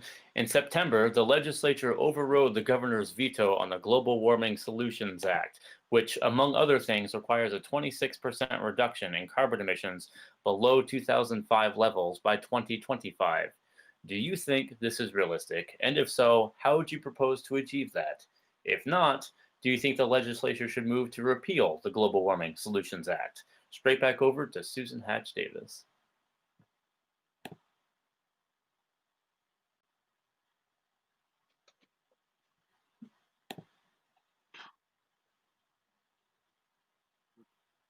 I believe that we need to be real vigilant about addressing climate change. And in a previous question, I talked about some of the reasons why I believe that, because we see it, it's affecting us. Everyone that's outside, inside, today are seeing that. So I think that we need to be vigilant about it, but I also understand that there may be limited progress. And I believe I put this also in your earlier questions that were going to be in the paper, that in addressing climate change without simultaneous progress in the area of social and economic justice.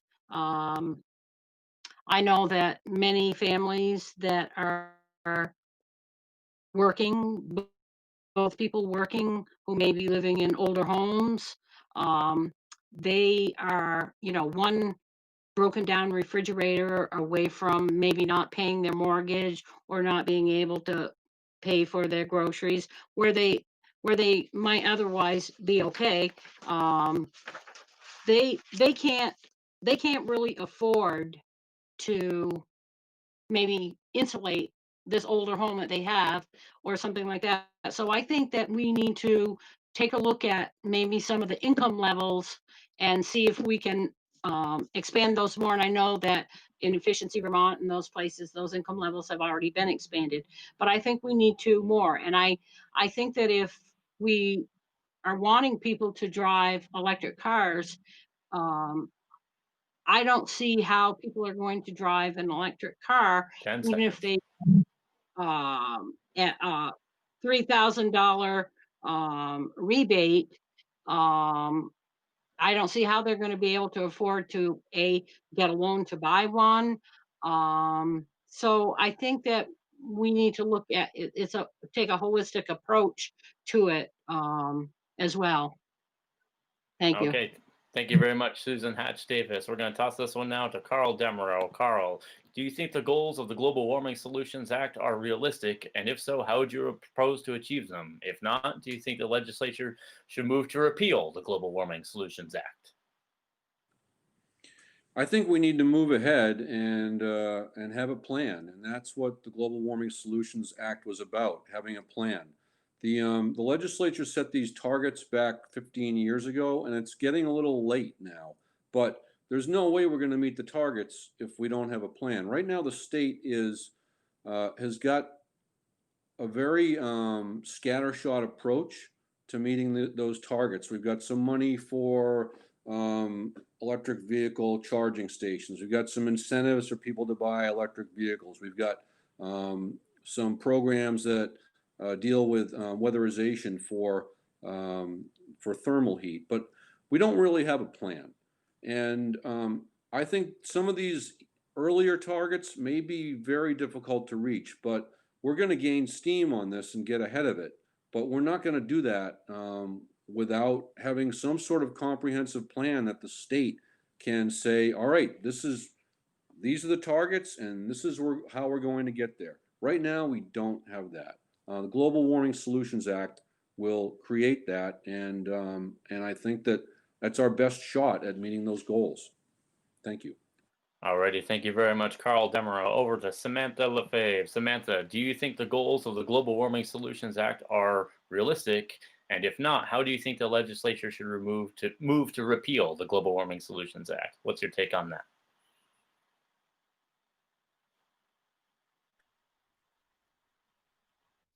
So as I said before, I'm not a supporter of the Global Warming Solutions Act. There are no solutions currently. I do feel that we do need to take a look at our environment and what we are doing. And as I proposed before, that we should take a look at some of the money that we are spending and put it towards our wastewater treatments instead of, Burlington and Ratland dumping their sewage into Burlington, into the lake. We could, put some of our money directly in Vermont and see a change. Vermont is a state. Vermont is not the globe. Vermont needs to stop having to follow. And I know that a lot of the community members I have talked to are very discouraged and very upset about the Global Warming Solutions Act being passed. Vermonters should not be punished to have to pay penalties, fees, and fines if they do not have the economic means to make these big changes. So yes, rebates are great, incentives are great, but the state can also be looking at different ways that we even work with stuff, at our state buildings. I know that when Vermont Yankee left, it took a lot of jobs and it took a lot of our energy that we made. And so another thing that I am a supporter of is our biomass. I am a strong supporter of our forestry and industry.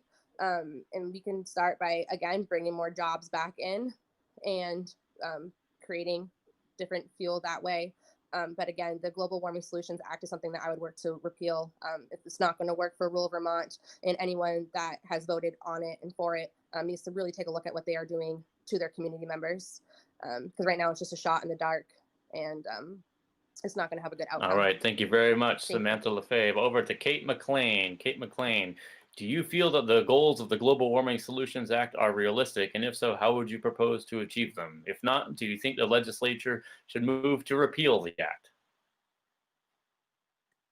I would say that I don't know that it's a question of realistic or not. I don't know that we have another option other than to move in this very aggressive direction. I worry very much about, from my position, not just as a member of rural Vermont, but as a select woman here in rural Vermont. I worry about the realities of our daily life, and how we will be able to help meet those goals. Looking at my town budget, it's very dependent on fossil fuels.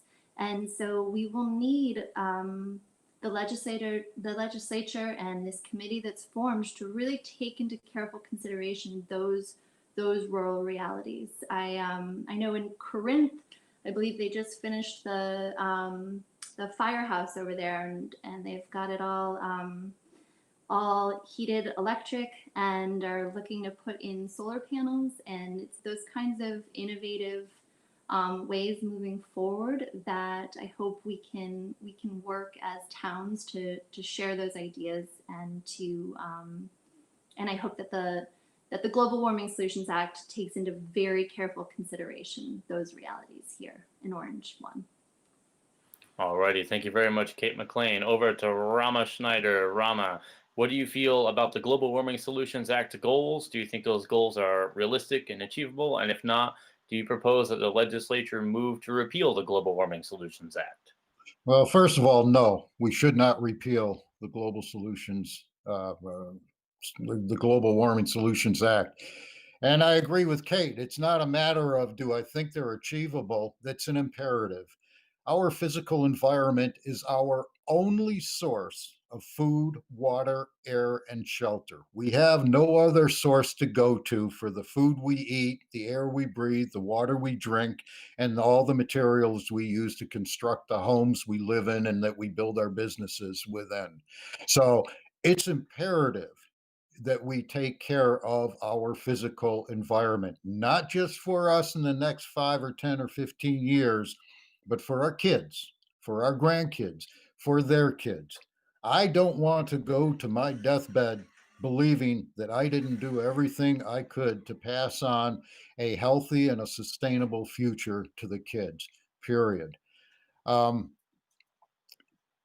There are ways to do this, and it's not going to be done just by the state legislature. There's no way, but there's a huge part for the state legislature to play. Part of it, though, is local. I mean, as again, I'll go back to what Kate, simply because she was talking before me, and it's very fresh in my mind what she was saying.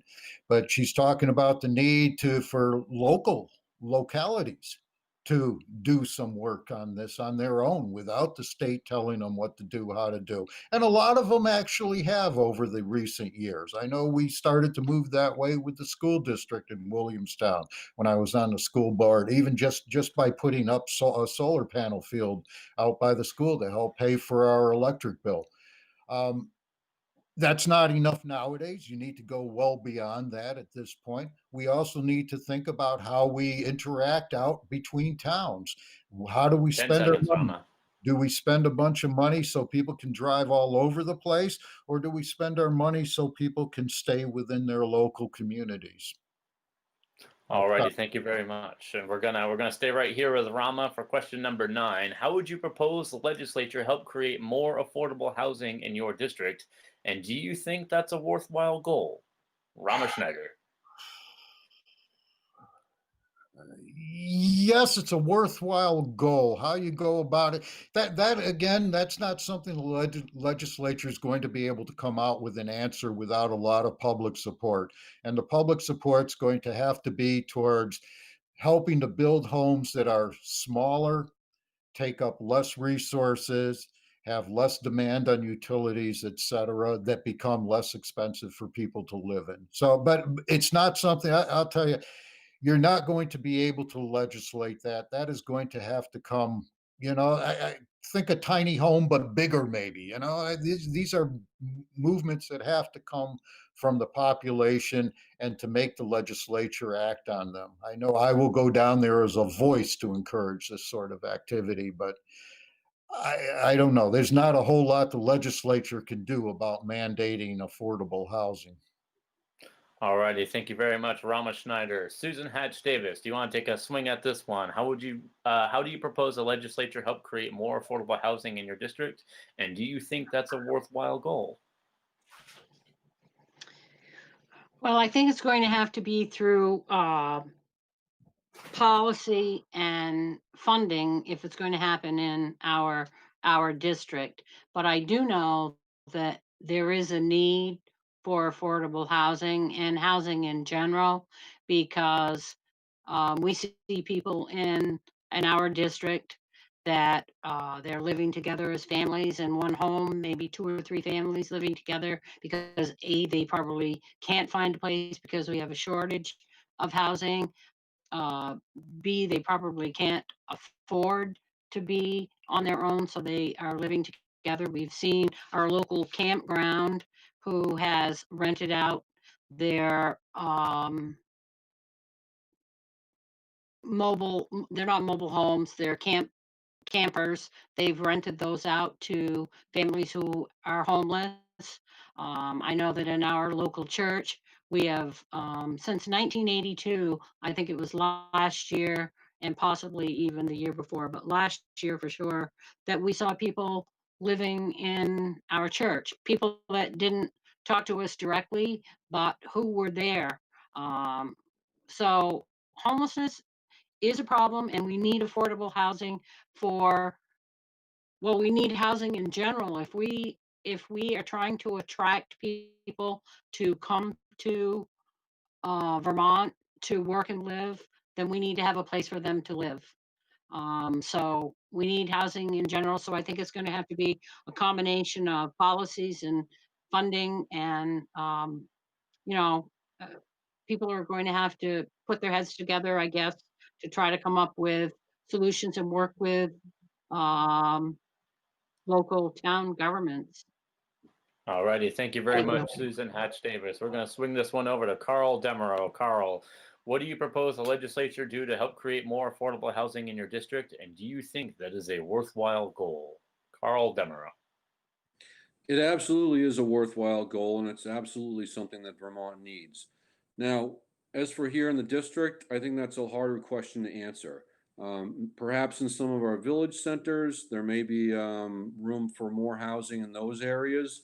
But statewide, we really do have a problem here.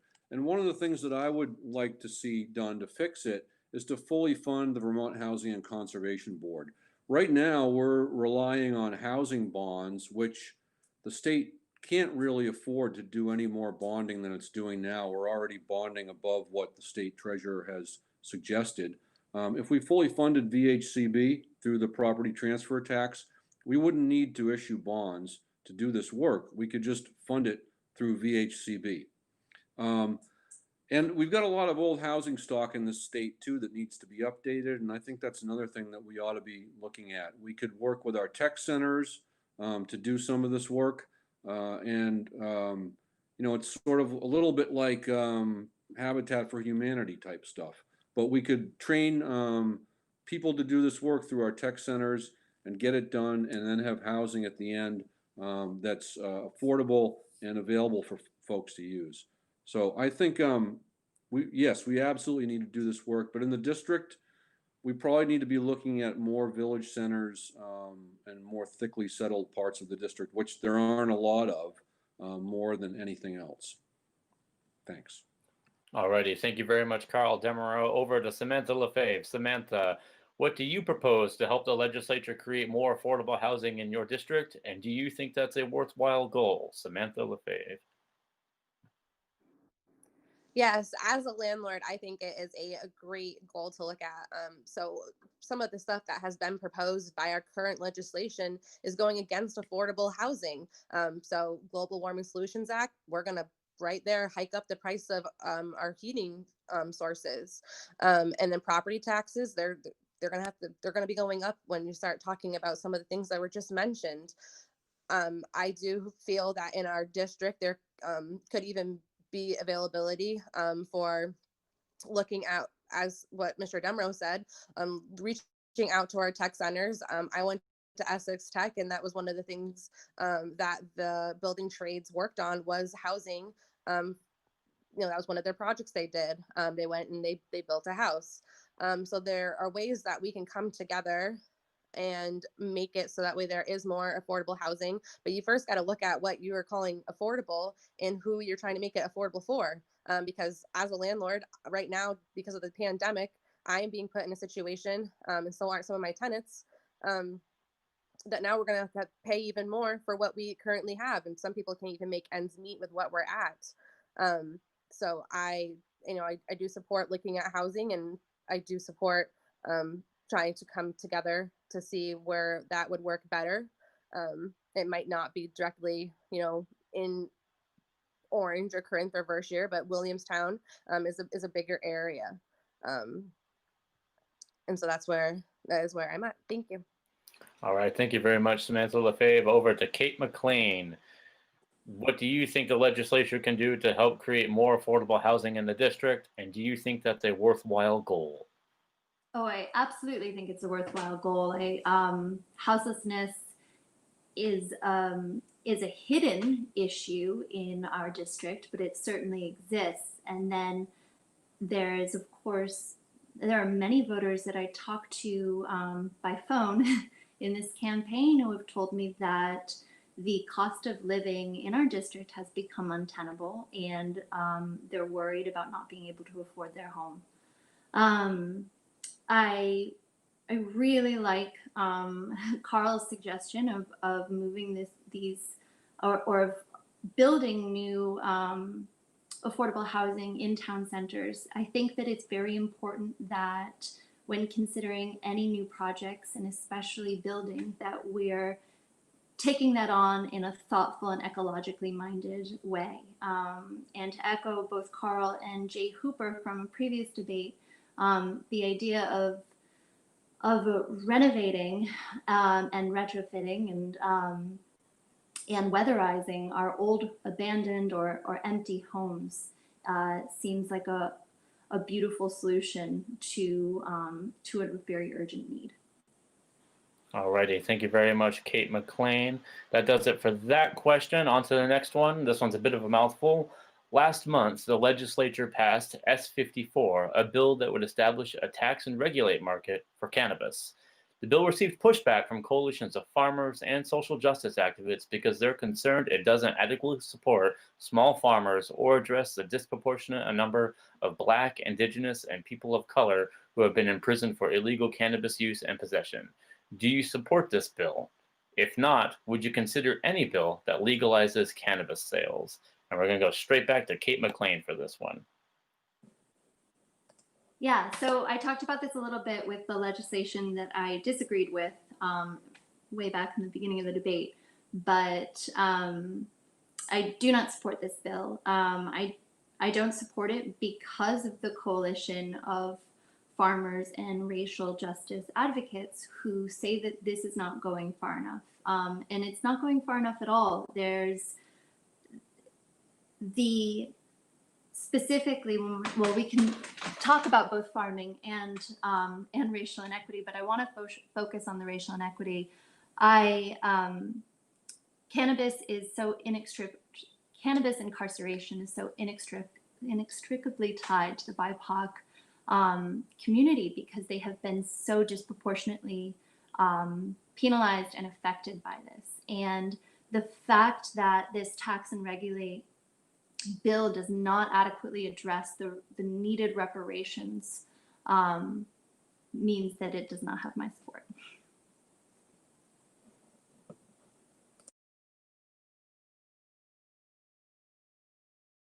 Alrighty, thank you very much, Kate MacLean. We're going to toss this one over to Rama Schneider now. Rama, what do you believe?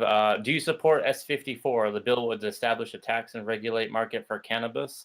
And what can be done to address the disproportionate number of Black people, Indigenous people, and people of color who have been imprisoned for illegal cannabis use and possession. So do you support this bill? And if not, would you consider any bill that legalizes cannabis sales? So I don't know enough about the bill itself to say if I support it or I don't support it. I do know this much. I am not a great fan of taxing cannabis sales simply because that creates another police force to go out and intrude upon people's daily activities. Having said that, I'm also aware of an awful lot of people that would prefer a regulated market. So if I was in the legislature and it came up to vote, I mean, yeah, I'd be very interested in reading a bill and seeing what's in it. The cannabis prohibition, and this is medicinal and personal use of marijuana as well as industrial hemp to be grown out on the farms, is something I've actually been involved in pushing for ending the cannabis prohibition since the late 90s, really, is when I first started becoming active in that. And as I ran in 2000 as a member of the Vermont Grassroots Party, and that was a major part of our platform, was to deal with the cannabis prohibition because of the bit about, people were having trouble getting medicine. You couldn't grow industrial hemp. It's a plant that helped make us safe from fascism in World War II. And this was all done just to keep people from smoking a little bit of pot in their own private lives. So the only thing that ended up being done was people were smoking pot in their private lives, and nobody was growing hemp, and it was really, really difficult to get some medicine. So personally, I am not in favor of the taxation. I'm not in favor of increasing a police state to deal with this. On the other hand, I'm not entirely against it. Now, on the racial inequities part, I confess that I would need to really sit down and be educated. I believe it. It's not that I 10 don't seconds. believe it. I don't know enough about it to answer that at all sensibly. All righty. Thank you very much, Rama Schneider. Over to Susan Hatch Davis. Do you support S54? And if not, would you consider any bill that legalizes cannabis sales? Susan Hatch Davis. Yes, I do support it. And tax and regulation is a bill that I actually submitted when I was a legislator before. And so I am interested for sure. But I do think that it can be improved upon. I mean, incrementalism in politics can be a tough thing on especially working people, poor people, people of color. So this could be interpreted in that way, but I think that it needs to pass, and then I think that one of the reasons I want to be back in Montpelier is to work on this piece of legislation, and I think that we could look at things with the taxation for something like a universal basic income, that kind of thing. So that's it. Thank you. All righty. Thank you very much. We're going to go over to Carl Demereau now. Same question. Do you support S54? And if not, would you consider any bill that legalizes cannabis sales? I did support S54. I voted for it. I think that if we are going to have something legal in this state, that there needs to be a mechanism for commerce for it, and without tax and regulate, that's just simply not possible. The one thing I do want to point out about this bill is that it came along with it was also passed a pretty comprehensive expungement bill for people with low-level marijuana convictions. And I think that really needed to happen with this bill, and I'm glad that it did. The one thing that I sort of disagree with the farmers on is that we're not really talking about what we normally think of as an agricultural product here in Vermont. Cannabis is a powerful psychoactive drug, and there are problems that are associated with the growing and storing and processing of it that are not, associated with things like corn or lettuce or squash. And so I think that I thought the bill was a good compromise, and I know that there are folks who aren't happy with it. But I think that for what we're talking about here, it was a good step forward, and it's the beginning of a conversation that can continue in the next legislature. Thanks. All righty. Thank you, Carl Demerol. Yeah, thank you, Carl Demerol. Sorry for a second there. A lot of faces flashing in front of me and different bits of information flying around. So I'm going to restate the question in case anyone might have forgotten because it's a long one. Last month, the legislature passed S54, a bill that would establish a tax and regulate market for cannabis. The bill has received pushback from coalitions of farmers and social justice activists because they're concerned it doesn't adequately support small farmers or address the disproportionate number of Black people, Indigenous people, and people of color who have been imprisoned for illegal cannabis use and possession. So now, Samantha Lefebvre, do you support this bill? If not, would you consider any bill that supports and legalizes cannabis sales? Samantha.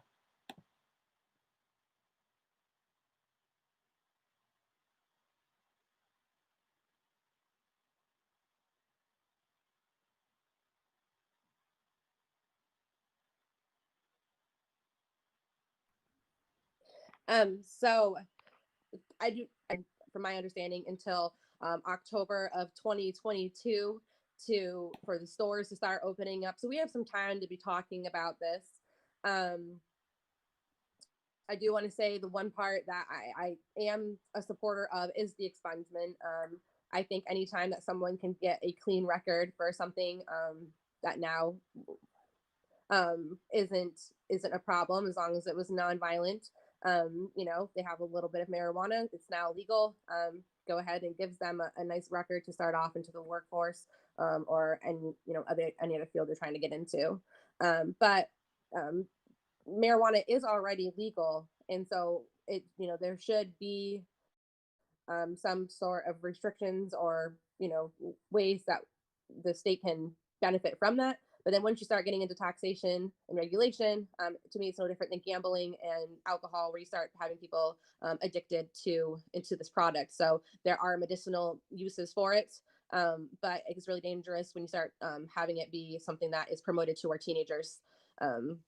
It's something that could be dangerous for them.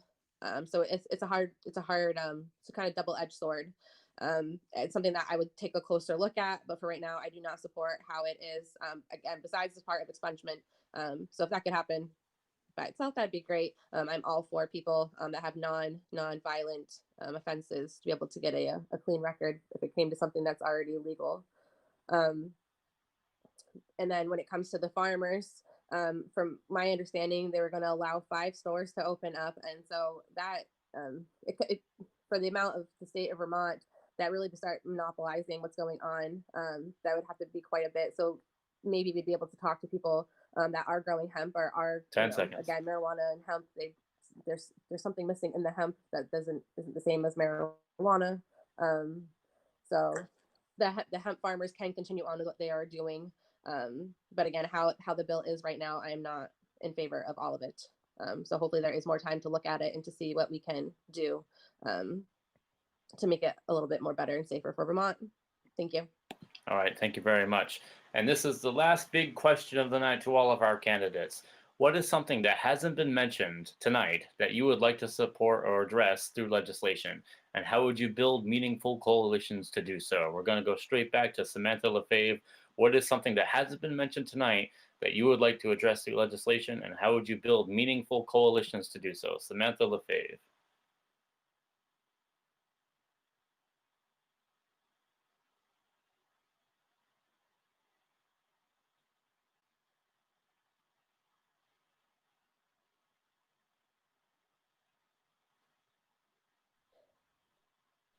Um, I'm really concerned about our economy, and that's what this all revolves around. And that is one of the very strong reasons why I am running. We need to have it back and more business friendly. In the coalition that I would ask is that I couldn't see how even people from both sides of the aisle would want to come together to make that happen business and seeing what they would need. We've listed off tonight many things that we can work on, but it comes back down to making Vermont affordable so people can stay here, not offering people. It's about making the trades, bringing them back, making Vermont more self-reliant. COVID is our backbone, still is our backbone, and we need to be supporting it more. And I look at agricultural, as supporting them as part of our small businesses, our state. So it's important to me to look at our economy. That's the base of everything that we rely upon. So are kind of glaring from the side at us that they are the budget for them is not 10 seconds. not there, and that's something that I would also a healthy economy. All righty, thank you very much, Samantha. Your connection was slowing down a little bit, but I think we got most the of deficits it. that we have, what We're going to toss it over are to going to Kate come, and MacLean. hopefully make able to make Vermont affordable, and that everyone can enjoy the beauty of it. All right, thank you very much. Going over to Kate MacLean with the same question. What is something that hasn't been mentioned tonight that you would like to address through legislation, and how would you build meaningful coalitions to do so? Well, gosh, it feels like 2 hours isn't almost enough time for us all to talk about the important issues of Vermont. We didn't reach on broadband or education, but I think the issue most near and dear to my heart is the future of agriculture in Vermont. And it's a gap that I see in the legislation coming out of Montpelier. And I think that agriculture is the heart of the social identity of Vermont, and it is a significant arm of our economy as well. And we see farms closing, specifically dairy farms, but many family farms closing their doors or struggling and trying to stay open. And we need to come up with innovative solutions at a state level to support this future of agriculture in Vermont. If I were in the legislature, I would be bringing young farmers and retiring farmers together at a time where farmers can actually meet, because in the middle of the day doesn't usually work for farmers, and bringing those young and those retiring farmers together to work on those innovative solutions. All righty, thank you very much, Kate MacLean. Over to Rama Schneider. Rama, what hasn't been mentioned tonight that you would like to address through legislation, and how would you build meaningful coalitions to do so? Rama Schneider. So what I think hasn't been mentioned enough tonight is reimagination. And we need to reimagine how we're delivering education. We need to reimagine how we're doing our homes and how our families are in our homes. We need to reimagine how our relationships within our local communities. I think the legislation that could be done to affect all of that is mostly around setting the support parameters and setting the goals and the visions and setting the definites in there, the environmental issues that we're going to take care of, and saying this is what we need to meet. Now we need to help the local communities do this, but none of this is going to happen. The COVID is just hopefully a temporary crisis. The environmental crisis is with us, and it's going to be with us for some time. Even if we were to start doing everything right, today, this very moment, we would still be dealing with an environmental crisis, both not just from the weather, but also from all the chemicals and all the other stuff we dump out into our environment on a steady basis. We need to we need to reimagine how we're going to go about doing things. We can keep our free enterprise system, we can keep our democratic institutions, we can keep our constitutional freedoms, all of that we can keep, but only if we're smart and we reimagine our relationships among ourselves and how we go about doing things in our daily lives. There's an awful lot that the legislature will never be able to do because there's an awful lot that's going to depend on us and our day-to-day activities and what we do with our neighbors and our friends, our family members, and our fellow board members for whatever committees we happen to sit on, et cetera. So, you know, I think we need to be more imaginative and we need to stop thinking about how to go back to the structures of even a year ago at this point. And we need to start Alrighty. thinking about moving ahead to the structures for next year, 10 years, and 20 years out. Alrighty. Thank you very much, Rama Schneider. Over to Susan Hatch Davis. Susan Hatch Davis, what is something that hasn't been mentioned this evening that you would like to address through legislation, and how would you build meaningful coalitions to do so? Well, I think we have touched on many topics. It may not have been a direct question from you, but through our answers, we've touched on many different things. And one of the things that we haven't really talked that much about tonight is supporting working families. Um, and I think that this pandemic has brought out so many things that show us that our social infrastructure in Vermont is broken, not just Vermont, but across the country. But we're talking about Vermont tonight. So we need to be talking about affordable health care, access to digital information, affordable education, college. Um, and I also think that we haven't talked about lower property taxes and that kind of thing. So I think that I would, when I was a legislator previously, I belonged to the Working Vermonters Caucus, and it was a coalition of nonpartisan legislators from independents, progressives, Democrats, and Republicans. And I think that one thing that I've heard tonight is that we are talking about two parties. We have three major parties in the state of Vermont, and we all need to be working together for the best interest of our constituents. So I guess that's it. Thank you. Alrighty. Thank you very much, Susan Hatch Davis. Over to Carl Demereau. What's something that has been mentioned tonight that you would like to address through legislation, and how are you going to build meaningful coalitions to support that goal? Well, I think like it's already been said. There are a lot of things that we haven't talked about tonight. We haven't talked about the way that we fund education in the state. We haven't talked about the Vermont State College system and the future of VTC and the VSC. We haven't talked too much about broadband and the need to bring that to our rural communities.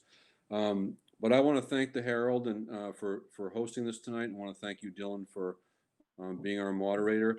There is one thing that I'd like to talk a little bit more about, and this is sort of describes in some way my approach to the job of being a legislator. Every vote that I make, I think about how it affects the district. And this past winter, there was a report that was published by the University of Vermont on the way that we weigh our pupils in the way that we fund our education system. It's called the Pupil Weighting Study. And this may seem like a little bit of esoterica for some folks, but it's very important. Those of us who have been noticing or have been looking have seen how over the past 20 years we've noticed that schools in rural and poorer communities of the state have not been doing well. And what the pupil weighting study told us was that the way that we funded education through Act 68 and the way that we fund our rural and poor schools is not equitable. And so one of the things that I would like to do if I'm reelected is to work with other legislators to change that, to fix 10 the way that seconds. we weight our equalized pupil calculations in the state and bring more money back to our poorer and more rural school systems. Thank you. All righty. Thank you very much. Okay, there we go. Thank you very much to Carl Demeraux. We're juggling a few things over here, but we're on to our last question. What is the best way for voters to reach you between now and the election? Starting off with Samantha Lefebvre. Over to Samantha. What's the best way for voters to get in touch with Samantha Lefebvre? I hope my audio works better this time. And I want to, again, thank the Herald and thank you, Dylan, for hosting this. The best way for voters to reach me, you can either call me at 802-595-0901, or you can visit my website at SamanthaLefebvre.com. And I also wanted to put out that if I am elected, I will be donating 10% of my pay back to Orange County every week that I am in session. So that is me putting myself out there that I am invested in our communities, and that I want to represent and be the voice. So I'm hopeful to gain votes and to represent Orange County in our legislature. All right, thank you very much, Samantha. Over to Kate MacLean. Kate, what's the best way for voters to get in touch with you? You can visit my website, which is kateforstaterep.com. My home phone is 685-7757. My cell phone is 685-1242. And I hope that I can reach many, many voters by calling them in the final month. Thank you so much to everybody for your warmth and your conversation this evening. Alrighty, thank you very much, Kate MacLean. Over to Rama Schneider. Rama, what's the best way for voters to get in touch with you between now and the election? So you can go to connectedvermont.org on the internet. That's connectedvermont.org, and there's a contact form and more information about me there. You can call me if you want to. I just hope you don't call me too late in the evening at 433-5441. I'm an early riser, so I tend to go to bed fairly early. I also, let me just throw in the thanks to the Herald for this, and I just want to reiterate my thanks for making the accommodations for Rodney. I think inclusion and fair play count here as much as it counts anywhere else. So, I really want to thank you for doing that part of it. And I just, listen, a vote for me is not a vote to return back to what we had a year ago or 2 years ago. I'm looking forward. When I got on the Williamstown School Board, I looked forward and I helped. I wasn't the only person there doing it, but I certainly helped move things forward and improve the school district and move things into a better position than I found them. And that's my full expectation when I get elected. I'll go down to or up to Montpelier from here, and I will certainly leave the place a lot better than when I found it. All righty, thank you very much, Rama Schneider. Up to Susan Hatch Davis. Susan Hatch Davis, what's the best way for voters to get in touch with you? Firstly, let me thank you, Dylan, and the Herald for hosting this tonight. It's been nice to talk with all the candidates as well. You can reach me at my home, 802-439-5103. I'm on Facebook, Susan Hatch Davis. And I also want to thank the folks in my district for their support as well. Thank you. Thank you very much, Susan Hatch Davis. And last but not least, Carl Demeraux. What's the best way for voters to get in touch with Carl Demeraux between now and the election? The cell is 505-1867, and don't really get cell service out here, but it does work on Wi-Fi. So you can call there. The house is 439-6731. You can reach me on email at demro4vthouse@gmail.com, or you can go to my website, which is really simple, just carldemro.com. And thanks again, Dylan. Thanks to Tim and the crew at the Herald. And I hope that you can find a way to stitch Rodney into the final product here that I'm sure will be up in a day or two. So thank you. Thank you. We are working on stitching Rodney together just like that. We're going to be touching base with him very shortly. But for now, that does it for this year's series of debates for political candidates across the region. Thank you to all 6 of tonight's candidates, including Rodney, for participating, and thank you to viewers and voters of the White River Valley. With that, we are now 28 days away from the 2020 election. For more information on how to safely vote by mail or in person, contact your local town clerk or visit the Vermont Secretary of State's office website at sos.vermont.gov. Stay safe, stay healthy, wash your hands. Good night and good luck.